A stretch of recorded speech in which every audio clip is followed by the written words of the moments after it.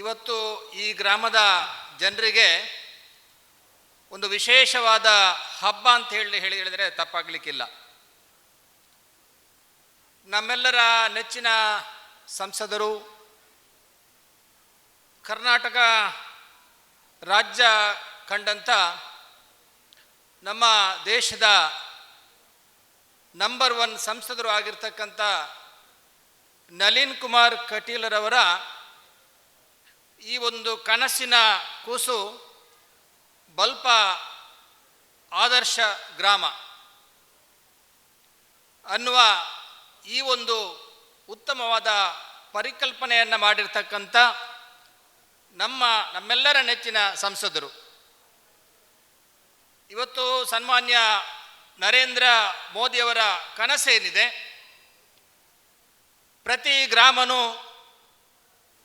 ಪ್ರತಿ ಗ್ರಾಮಕ್ಕೆ ಮೂಲಭೂತ ಸೌಕರ್ಯವನ್ನು ಕೊಡಬೇಕು, ನಮ್ಮ ದೇಶದಲ್ಲಿರ್ತಕ್ಕಂಥ ಪ್ರತಿ ಗ್ರಾಮನೂ ಪ್ರತಿ ಹಳ್ಳಿನೂ ರಾಮರಾಜ್ಯ ಆಗಬೇಕು ಅನ್ನುವ ಕನಸು ಹಿಂದೆ ಮಹಾತ್ಮ ಗಾಂಧೀಜಿಯವರಿಗಿತ್ತು. ಆದರೆ ಆ ಕನಸನ್ನು ನನಸು ಮಾಡಿರ್ತಕ್ಕಂಥ ಒಂದು ಉತ್ತಮವಾದ ಉದ್ದೇಶವನ್ನು ಇಟ್ಟುಕೊಂಡು ನಮ್ಮ ದೇಶದ ನೆಚ್ಚಿನ ಪ್ರಧಾನಿಯವರು ನಮ್ಮ ಈ ಭಾಗದ ಗೌರವಾನ್ವಿತ ಸಂಸದರ ಈ ಒಂದು ಪ್ರಯತ್ನ, ಬಹುಶಃ ಈ ಆದರ್ಶ ಗ್ರಾಮ ಅನ್ನೋದು ನಮ್ಮ ಇಡೀ ದೇಶದಲ್ಲಿ ಕಾರ್ಯಗತ ಆಗಿರ್ತಕ್ಕಂಥ ಒಂದು ಜಿಲ್ಲೆ ಇದ್ದರೆ ಅದು ನಮ್ಮ ದಕ್ಷಿಣ ಕನ್ನಡ ಜಿಲ್ಲೆ ಅಂತ ಹೇಳಲಿಕ್ಕೆ ನಾನು ಹೆಮ್ಮೆಯಿಂದ ಹೇಳಲಿಕ್ಕೆ ನಾನು ಇಚ್ಛೆ ಪಡ್ತಾ ಇದ್ದೇನೆ. ಇವತ್ತು ನಾವು ನಮ್ಮ ಸಂಸದರನ್ನು ನಾವು ಅಭಿನಂದನೆಯನ್ನು ಮಾಡಬೇಕಾಗ್ತದೆ. ಇಡೀ ನಮ್ಮ ದೇಶದಲ್ಲೇ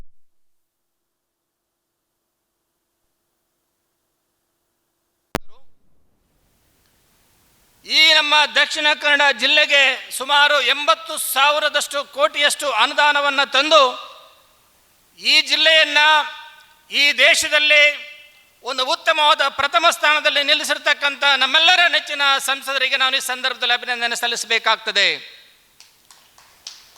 ಇವತ್ತು ಈ ಭಾಗದ ಈ ಊರಿನ ಹಿರಿಯರು ಕೃಷ್ಣ ಭಟ್ರವರು ಮಾತನ್ನು ಹೇಳ್ತಾ ಇದ್ರು, ನಮ್ಮ ಈ ಬಲ್ಪ ಗ್ರಾಮ ಹಿಂದೆ ನಮಗೆ ಯಾವುದೇ ರೀತಿಯ ಮೂಲಭೂತ ಸೌಕರ್ಯಗಳು ಇರಲಿಲ್ಲ. ಇವತ್ತು ನಮ್ಮ ನೆಚ್ಚಿನ ಸಂಸದರಾಗಿರ್ತಕ್ಕಂಥ ನಳಿನ್ ಕುಮಾರ್ ಕಟೀಲ್ರವರು ಈ ಗ್ರಾಮದ ಪ್ರತಿ ಗ್ರಾಮಕ್ಕೆ ಪ್ರತಿ ಹಳ್ಳಿಗೆ ಉತ್ತಮವಾದ ಕಾಂಕ್ರೀಟೀಕರಣ ರಸ್ತೆಯನ್ನು ಮಾಡಿದ್ದಾರೆ, ಅಂಗನವಾಡಿಯನ್ನು ನಿರ್ಮಾಣ ಮಾಡಿದ್ದಾರೆ, ಉತ್ತಮವಾದ ಶಾಲೆಯನ್ನು ಮಾಡಿದ್ದಾರೆ,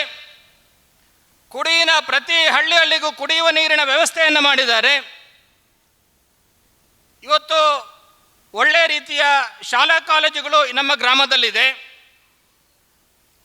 ಎಲ್ಲ ರೀತಿಯ ಮೂಲಭೂತ ಸೌಕರ್ಯಕ್ಕೆ ಸುಮಾರು 58 ಕೋಟಿಯಷ್ಟು ಅನುದಾನವನ್ನು ತಂದಂಥ ಒಂದು ಕೀರ್ತಿ ಇದ್ದರೆ ಅದು ಸಂಸದರಿಗೆ ಸಲ್ಲುತ್ತದೆ ಅನ್ನೋ ಮಾತನ್ನು ಕೃಷ್ಣ ಭಟ್ರು ಹೇಳಿದರು.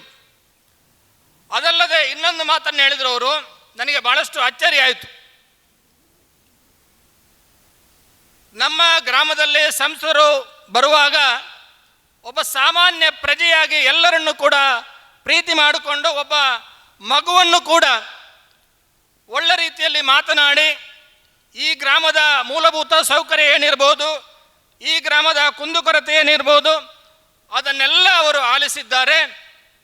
ರಾಜ್ಯದ ಅಧ್ಯಕ್ಷರಾಗಿ ಅಷ್ಟು ದೊಡ್ಡ ಸ್ಥಾನ ಇದ್ದರೂ ಈ ನಮ್ಮ ಗ್ರಾಮಕ್ಕೆ ಬಂದಾಗ ಒಂದು ಸಣ್ಣ ಮಗುವಿನ ರೀತಿಯಲ್ಲಿ ನಮ್ಮಲ್ಲಿ ನೋಡುವಂಥ ಸಂಸದರಿದ್ದರೆ ಅದು ಏಕೈಕ ಸಂಸದ ನಳಿನ್ ಕುಮಾರ್ ಕಟೀಲ್ ಅನ್ನೋ ಮಾತನ್ನು ಕೃಷ್ಣ ಭಟ್ರು ಹೇಳಿದಾಗ ನನಗೆ ಒಂದು ರೀತಿಯಲ್ಲಿ ಅಚ್ಚರಿ ಆಯಿತು. ಯಾಕೆ ಈ ಮಾತನ್ನು ಹೇಳ್ತಾರೆ ಅಂತಂದರೆ, ಒಬ್ಬ ಜನಪ್ರತಿನಿಧಿ ಆದ ನಂತರ ಒಬ್ಬ ಗ್ರಾಮ ಪಂಚಾಯತಿಯ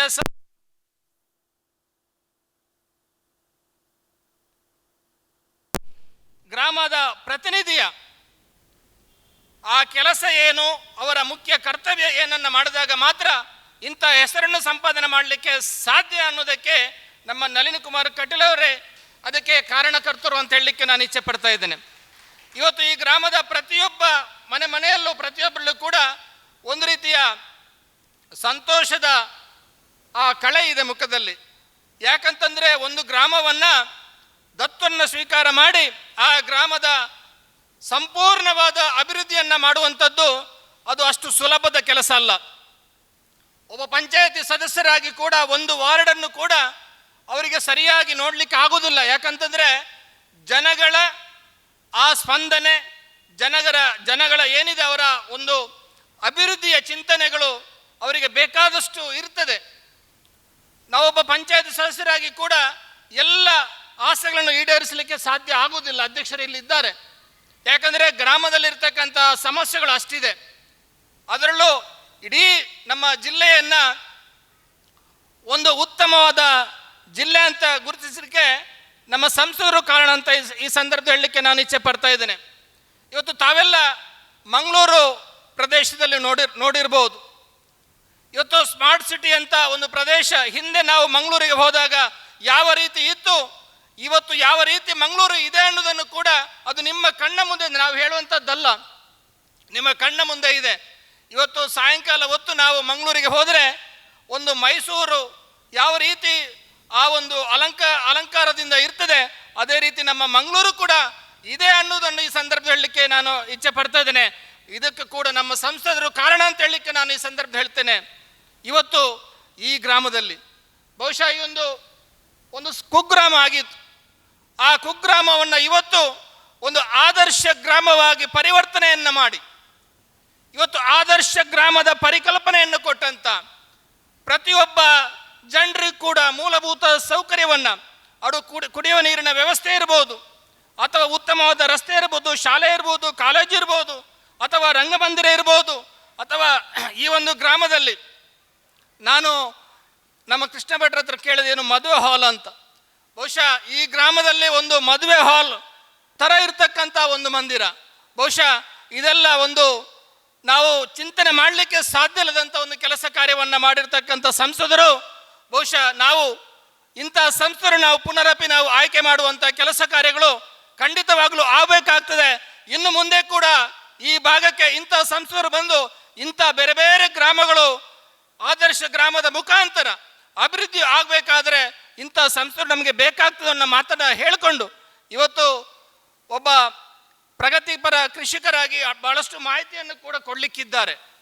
ಇವತ್ತು ನಮ್ಮ ಗ್ರಾಮಕ್ಕೆ ಆ ಕೃಷಿಯೇ ಆ ಮೂಲ ಒಂದು ಕಸುಬು. ನಮಗೆ ಆ ಕೃಷಿಯ ಪರಿಕಲ್ಪನೆಯನ್ನು ಕೊಟ್ಟು ಅದಕ್ಕೆ ಬೇಕಾದ ಬೇರೆ ಬೇರೆ ಚಿಂತನೆಗಳನ್ನು ಮಾಡಿ ಇವತ್ತು ಕೃಷಿಗೆ ಸಂಬಂಧಪಟ್ಟ ಬೇರೆ ಬೇರೆ ಇವತ್ತು ಸಾಮಗ್ರಿಗಳು ಕೂಡ ಇವತ್ತು ಪ್ರದರ್ಶನ ಮಾಡುವಂಥ ಕೆಲಸ ಕಾರ್ಯಗಳು ಈ ಒಂದು ಗ್ರಾಮದಲ್ಲಿ ಆಗಿದೆ. ಮುಂದೆ ಕೂಡ ಈ ಬಲ್ಪ ಗ್ರಾಮದ ತರಣೆ ನಮ್ಮ ದಕ್ಷಿಣ ಕನ್ನಡ ಜಿಲ್ಲೆಯಲ್ಲಿ ಬೇರೆ ಬೇರೆ ಗ್ರಾಮಗಳು ಅಭಿವೃದ್ಧಿ ಆಗಲಿಕ್ಕೆ ನಮ್ಮ ಸಂಸದರಿಗೆ ನಾವೆಲ್ಲರೂ ಶಕ್ತಿ ಕೊಡೋಣ, ಅವರಿಗೆ ದೇವರು ಶಕ್ತಿಯನ್ನು ಕೊಡಲಿ ಅಂತ ಹೇಳ್ಬಿಟ್ಟು ಸಂದರ್ಭದಲ್ಲಿ ನಾನು ಹಾರೈಸಿಕೊಂಡು ಈ ಗ್ರಾಮದ ಜನರು ನಿಜವಾಗ್ಲೂ ಪುಣ್ಯವಂತರು ಅಂತ ಹೇಳಲಿಕ್ಕೆ ನಾನು ಇಚ್ಛೆ ಪಡ್ತಾ ಇದ್ದೇನೆ. ಈ ಗ್ರಾಮದ ಜನರು ದಕ್ಷಿಣ ಕನ್ನಡ ಜಿಲ್ಲೆಯಲ್ಲಿ ಸುಮಾರು ಗ್ರಾಮಗಳಿದೆ. ಆದರೆ ಬಲ್ಪ ಗ್ರಾಮಕ್ಕೆ ಅದನ್ನು ಆದರ್ಶ ಗ್ರಾಮವನ್ನಾಗಿ ಗುರುತಿಸಿ ಇವತ್ತು ಸನ್ಮಾನ್ಯ ನರೇಂದ್ರ ಮೋದಿ ಅವರು ಈ ಒಂದು ಗ್ರಾಮವನ್ನು ನೋಡುವಂಥ ಒಂದು ಕೆಲಸ ಕಾರ್ಯವನ್ನು ಮಾಡಿರ್ತಕ್ಕಂಥ ನಮ್ಮ ಹೆಮ್ಮೆಯ ಸಂಸದರಿಗೆ ನಾವೆಲ್ಲರೂ ಖಂಡಿತವಾಗಲೂ ಅವರಿಗೆ ಅಭಿನಂದನೆಯನ್ನು ಸಲ್ಲಿಸಬೇಕಾಗ್ತದೆ ಅನ್ನೋ ಮಾತನ್ನು ಹೇಳಿಕೊಂಡು ಇಂದೂ ಕೂಡ ಬೇರೆ ಬೇರೆ ಗ್ರಾಮಗಳು ಅವರ ಕೈಯಲ್ಲಿ ಆಗಲಿ ಅಂತ ಹೇಳ್ಬಿಟ್ಟು ಸಂದರ್ಭದಲ್ಲಿ ಹಾರೈಸಿಕೊಂಡು ನನ್ನ ಒಂದೆರಡು ಮಾತನ್ನು ಮುಗಿಸ್ತಾ ಇದ್ದೇನೆ. ಜೈ ಹಿಂದ್, ಜೈ ಕರ್ನಾಟಕ. ಗ್ರಾಮೋತ್ಸವ 2024ನೇ ಗ್ರಾಮೋತ್ಸವ, ಇದರ ಅಂಗವಾಗಿ ಇವತ್ತು ನಾವೆಲ್ಲರೂ ಸೇರಿದ್ದೇವೆ. ಈ ಒಂದು ವೇದಿಕೆಯ ಮೇಲಿರುವಂತಹ ಗ್ರಾಮ ವಿಕಾಸ ಪ್ರತಿಷ್ಠಾನದ ಈ ಒಂದು ಗ್ರಾಮೋತ್ಸವ ಸಮಿತಿಯ ಅಧ್ಯಕ್ಷರು ಬಾಲಕೃಷ್ಣ ಬಿರ್ಕಿರವರೇ, ಪಂಚಾಯತ್ ಉಪಾಧ್ಯಕ್ಷರಾದಂಥ ಪಾರ್ವತಿ ಬೇಡ್ರವರೇ, ಪ್ರಗತಿಪರ ಕೃಷಿಕರು ರಾದಂತಹ ಒಡಿಯಾರು ರಾಧಾಕೃಷ್ಣ ರೈ ಅವರೇ, ಸಾಮಾನ್ಯ ಸಹಾಯ ಸಮಿತಿ ಸದಸ್ಯರಾಗಿರುವಂತಹ ಮಾಧವ ಮಾಹೇರ್ ಅವರೇ, ಇವತ್ತು ನಮಗೆಲ್ಲರಿಗೂ ಕೃಷಿ ಮಾಹಿತಿಯನ್ನು ನೀಡಲಿರುವಂತಹ ಡಾಕ್ಟರ್ ಭವಿಷ್ ರವರೇ, ನಾವೆಲ್ಲರೂ ಈ ಗ್ರಾಮದ ರೈತಾಪಿ ವರ್ಗದವರೇ ಆಗಿರ್ತಾರೆ ಹೆಚ್ಚಿನವರು. ನಮ್ಮ ಈ ದೇಶವು ರೈತರೇ, ಕೃಷಿಯೇ ನಮ್ಮ ದೇಶದ ಬೆನ್ನೆಲುಬಾಗಿದೆ. ಇಂತಹ ಈ ಒಂದು ಸಮಯದಲ್ಲಿ ನಮಗೆ ರೈತರು ಕೃಷಿಯಲ್ಲಿ ಅನುಭವಿಸುತ್ತಿರುವ ಕಷ್ಟಗಳು ಅಥವಾ ತೊಂದರೆಗಳನ್ನು ಈಗಿನ ಆಧುನಿಕ ಯುಗದಲ್ಲಿ ಕೃಷಿಯನ್ನು ಹೇಗೆ ಮಾಡುವುದು, ಹೇಗೆ ನಾವು ಲಾಭವನ್ನು ಪಡೆಯಬಹುದು ದೃಷ್ಟಿಯಿಂದ ಕೃಷಿಗೆ ಬರುವಂತಹ ರೋಗಗಳು ಅಥವಾ ಏನು ಈ ದೃಷ್ಟಿಯಲ್ಲಿ ನಾವು ಆಧುನಿಕವಾಗಿ ಹೇಗೆ ಕೃಷಿಯನ್ನು ಮಾಡುವ ದೃಷ್ಟಿಯಿಂದ ನಾವು ಈ ಒಂದು ಕೃಷಿ ಮಾಹಿತಿಯನ್ನು ರೈತರಿಗೋಸ್ಕರ ನಾವು ಈ ಕಾರ್ಯಕ್ರಮವನ್ನು ಇಟ್ಟಿದ್ದೇವೆ. ಆದ ಕಾರಣ ನಾವೆಲ್ಲರೂ ಈ ಒಂದು ಕೃಷಿಯನ್ನು ಈಗ ಮಾಹಿತಿಯನ್ನು ಕೊಡಲಿದ್ದಾರೆ. ಆ ಮಾಹಿತಿಯನ್ನು ನಾವೆಲ್ಲರೂ ಕೇಳುತ್ತಾ ನನ್ನ ಎರಡೊಂದು ಮಾತುಗಳನ್ನು ಮುಗಿಸ್ತಾ ಇದ್ದೇನೆ.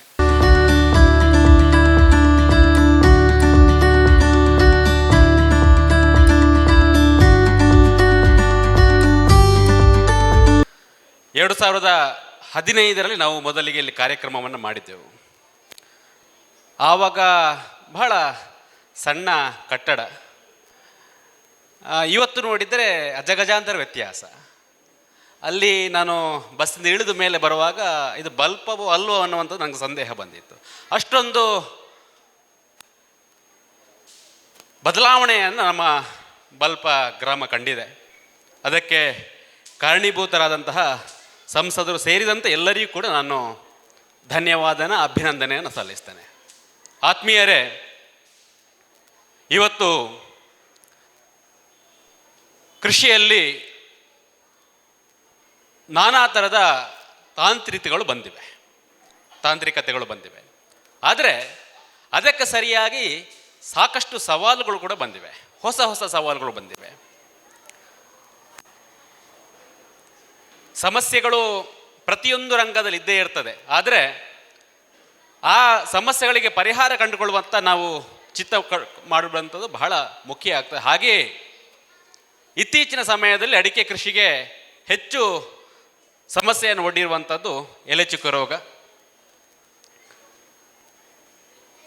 ಯಾವ ರೀತಿಯ ಮಾರ್ಗೋಪಾಯಗಳನ್ನು ನಾವು ಕಂಡುಕೊಳ್ಳಬಹುದು ಅನ್ನೋದ್ರ ಬಗ್ಗೆ ನಾನು ಸಂಕ್ಷಿಪ್ತವಾಗಿ ಹೇಳುತ್ತೇನೆ.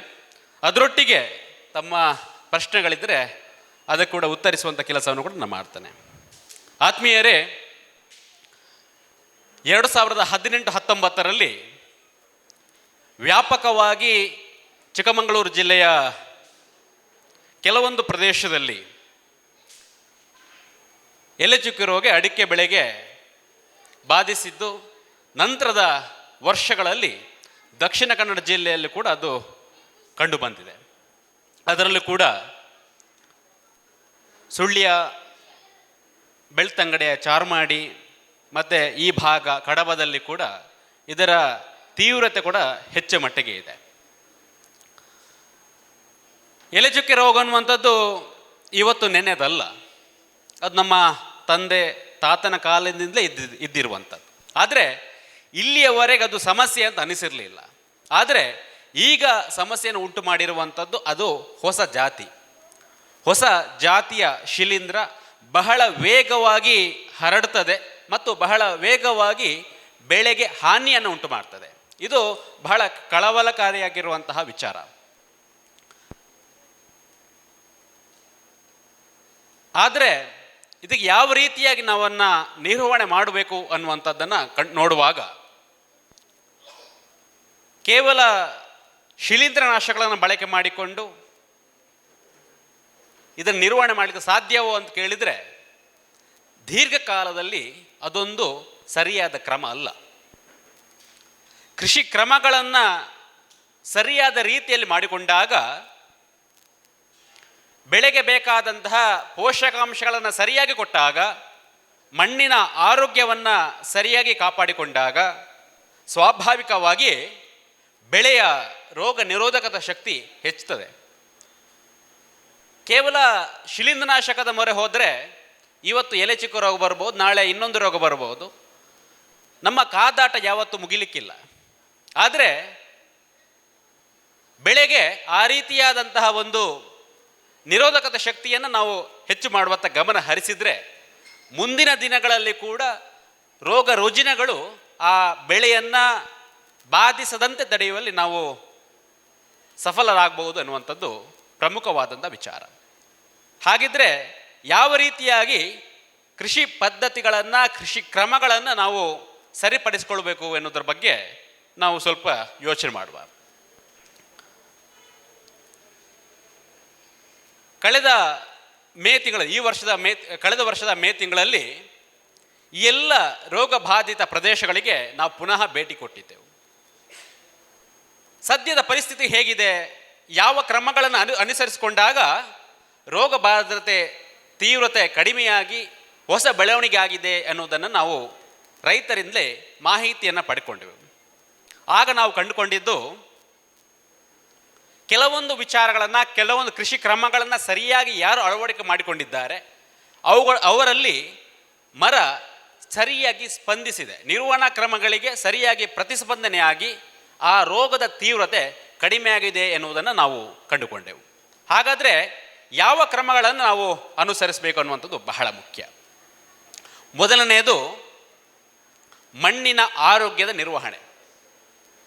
ಈ ರೋಗ ಎಲ್ಲಿ ಹೆಚ್ಚು ಬರ್ತಂತ ಕೇಳಿದರೆ ನೀರಿಗೆ ಬಹಳ ಸಮೀಪವಿರುವಂಥ ತೋಟಗಳಲ್ಲಿ, ಹಳ್ಳಗಳಿರ್ಬೋದು, ನದಿ ಇರಬಹುದು, ಅಥವಾ ಇನ್ನಿತರ ಯಾವುದೇ ನದಿಯ ಮೂಲ ಹೆಚ್ಚು ಸಮಯ ಇರುವಂತಹ ಪ್ರದೇಶದಲ್ಲಿ ಗಾಳಿಯಲ್ಲಿ ಆರ್ದ್ರತೆ ಹೆಚ್ಚಿರುವ ಕಾರಣ, ಉಷ್ಣಾಂಶ ಕಡಿಮೆ ಇರುವ ಕಾರಣ ಆ ಪ್ರದೇಶದಲ್ಲಿ ಇನ್ನಿತರ ಜಾಗಕ್ಕೆ ಹೋಲಿಕೆ ಮಾಡಿದರೆ ಬಹಳ ಬೇಗನೆ ರೋಗ ಬರ್ತದೆ.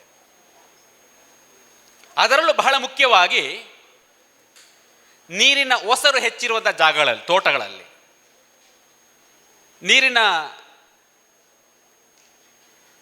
ಮೂಲ ಹತ್ತಿರ ಇರುವಂತಹ ಜಾಗಗಳಲ್ಲಿ, ತೋಟಗಳಲ್ಲಿ ಇದರ ಹಾವಳಿ, ಇದರ ತೀವ್ರತೆ ಹೆಚ್ಚು. ಹಾಗಾಗಿ ಬಸಿಗಾಲುವೆಯ ಸರಿಯಾದ ನಿರ್ವಹಣೆ ಬಹಳ ಮುಖ್ಯ. ಇದು ಕೇವಲ ನಮ್ಮ ಪ್ರದೇಶದ ಬಗ್ಗೆ ಮಾಹಿತಿ ಮಾತ್ರ ಅಲ್ಲ, ಈ ಪಶ್ಚಿಮ ಘಟ್ಟದ ಮೇಲ್ಗಡೆ ಇರುವಂತಹ ಶೃಂಗೇರಿ ಇರಬಹುದು, ತೀರ್ಥಹಳ್ಳಿ, ಹೊಸನಗರ, ಈ ಕಳಸ, ಈ ಭಾಗಗಳು ಕೂಡ ವ್ಯಾಪಕವಾಗಿ ರೋಗ ಬಂದಿದೆ, ನಮಗಿಂತಲೂ ಹೆಚ್ಚು ರೋಗ ಬಂದಿದೆ. ಈ ಎಲ್ಲ ಭೂಪ್ರದೇಶದಲ್ಲಿರುವಂತಹ ಕೃಷಿ ಪದ್ಧತಿಗಳನ್ನು ನೋಡಿಕೊಂಡು ಪಡ್ಕೊಂಡಿರುವಂತಹ ಮಾಹಿತಿ. ಹಾಗಾಗಿ ನೀರಿನ ಅಂಶ ಎಲ್ಲಿ ಜಾಸ್ತಿ ಇರ್ತದೋ, ಬಸಿಗಾಲುವೆಯ ನಿರ್ವಹಣೆಯಲ್ಲಿ ಸರಿಯಾಗಿ ಮಾಡಿಲ್ವೋ ಅಲ್ಲಿ ರೋಗದ ತೀವ್ರತೆಯು ಕೂಡ ಸ್ವಲ್ಪ ಮಟ್ಟಿಗೆ ಹೆಚ್ಚಿರುವುದನ್ನು ನಾವು ಕಂಡುಕೊಂಡಿದ್ದೇವೆ. ಹಾಗಾಗಿ ಅಂಥ ಪ್ರದೇಶಗಳಲ್ಲಿ ಸರಿಯಾಗಿ ನೀರು ತೋಟದಿಂದ ಹೊರಗೆ ಹೋಗುವ ಹಾಗೆ ವ್ಯವಸ್ಥೆಗಳಾಗಬೇಕು. ಎರಡನೆಯದು, ಸಾಮಾನ್ಯವಾಗಿ ಗದ್ದೆಯನ್ನು ನಾವು ತೋಟ ಮಾಡಿರುವಂಥದ್ದು ಹೆಚ್ಚು ಕಡೆ ಕಾಣುವಂಥದ್ದು. ಇಂತಹ ತೋಟಗಳಲ್ಲಿ ಸಾಮಾನ್ಯವಾಗಿ ಮಣ್ಣು ಹುಳಿಯಾಗಿರ್ತದೆ.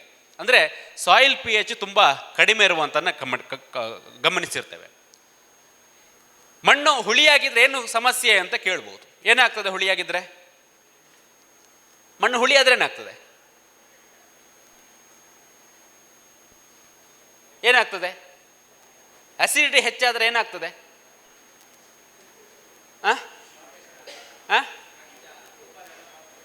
Very good.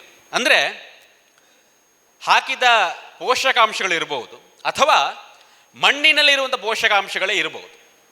ಬೆಳೆಗೆ ಅದು ಲಭ್ಯ ಆಗಿ ಬೆಳೆ ಅದನ್ನು ಹೀರಿಕೊಳ್ಬೇಕಂತ ಹೇಳಿದ್ರೆ ಅದಕ್ಕೆ ಹುಳಿ ಅಂಶ ಬಹಳ ಮುಖ್ಯ.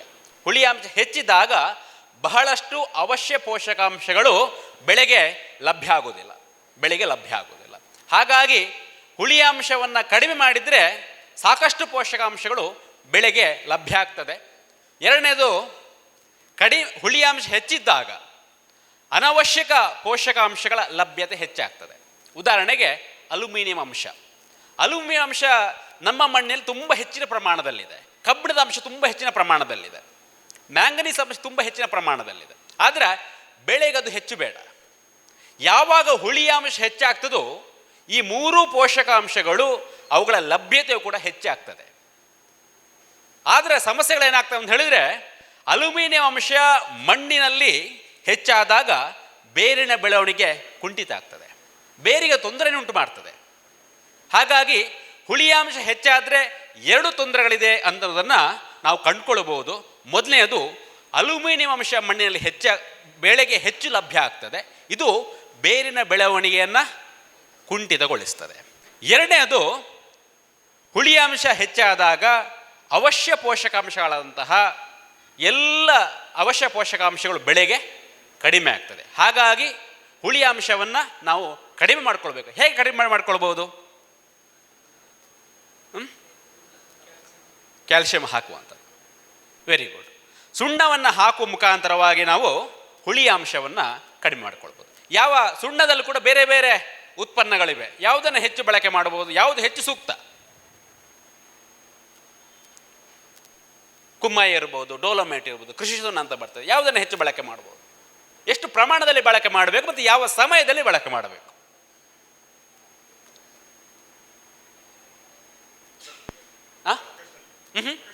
ಆಗಸ್ಟ್ ತಿಂಗಳಲ್ಲಿ. Very good.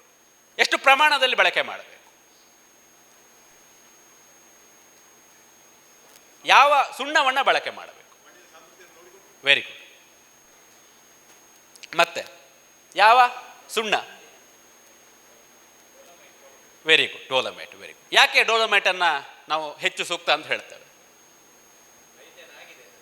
ಅಲ್ಲ, ಯಾಕೆ ಪ್ರಯೋಜನ ಆಗ್ತದೆ?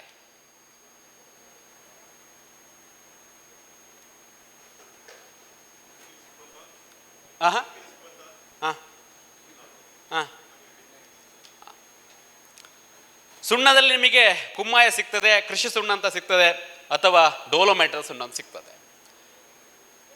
ಕೃಷಿ ಸುಣ್ಣದಲ್ಲಿ ಇರುವಂಥದ್ದು ಕ್ಯಾಲ್ಸಿಯಂ ಅಂಶ, ಡೋಲೋಮೈಟ್ ಸುಣ್ಣದಲ್ಲಿ ಇರುವಂಥದ್ದು ಕ್ಯಾಲ್ಸಿಯಮು ಮತ್ತು ಮೆಗ್ನೀಷಿಯಂ 2 ಅಂಶಗಳು. ಕ್ಯಾಲ್ಸಿಯಮು ಮತ್ತು ಮೆಗ್ನೀಷಿಯಮು ಎರಡೂ ಕೂಡ ಅಡಿಕೆ ಸೇರಿದಂತೆ ಇನ್ನಿತರ ಬೆಳೆಗಳಿಗೆ ಬೇಕಾದಂತಹ ಮಾಧ್ಯಮಿಕ ಪೋಷಕಾಂಶ. ಹಾಗಾಗಿ ಸುಣ್ಣವನ್ನು ಹಾಕಿದರೆ ಹುಳಿಯಾಂಶ ಕಡಿಮೆ ಆಗ್ತದೆ, ಜೊತೆಗೆ ಕ್ಯಾಲ್ಸಿಯಮು ಮತ್ತು ಮೆಗ್ನೀಷಿಯಮ್ ಕೂಡ ಸ್ವಲ್ಪ ಪ್ರಮಾಣದಲ್ಲಿ ಬೆಳೆಗೆ ಸಿಗುವ ಕಾರಣದಿಂದಾಗಿ ನಮ್ಮ ಈ ಮಣ್ಣಿಗೆ ಡೋಲೋಮೈಟ್ ಸೂಕ್ತವಾದಂತಹ ಒಂದು ಸುಣ್ಣ ಅಂತ ಹೇಳ್ಬೋದು. ಹಾಕುವಂಥ ಸಮಯ ಅವರು ಕರೆಕ್ಟಾಗಿ ಹೇಳಿದ್ದಾರೆ, ಆಗಸ್ಟ್ ಸೆಪ್ಟೆಂಬರ್ ತಿಂಗಳಲ್ಲಿ ನಾವು ಅದನ್ನು ಹಾಕುವಂಥದ್ದು ಹೆಚ್ಚು ಸೂಕ್ತ.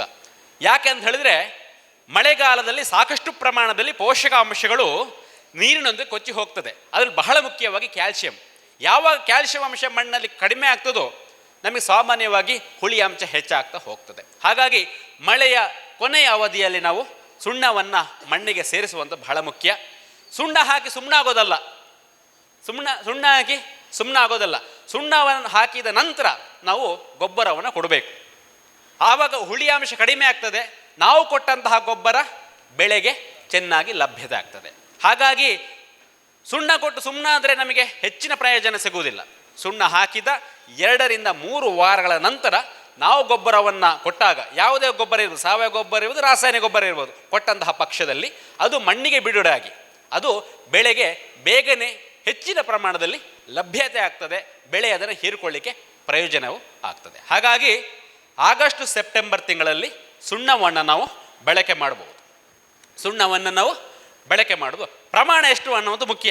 1 kg ಹಾಕಬೇಕಾ, 2 kg ಹಾಕಬೇಕಾ, 3 kg ಹಾಕಬೇಕಾ? ಎಷ್ಟು ಪ್ರಮಾಣ?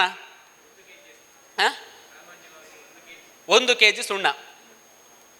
1 kg ಸುಣ್ಣ ಕಡಿಮೆ ಆಯಿತಾ ಜಾಸ್ತಿ ಆಯಿತಾ? 1/4 kg. Very good, 1/4 kg.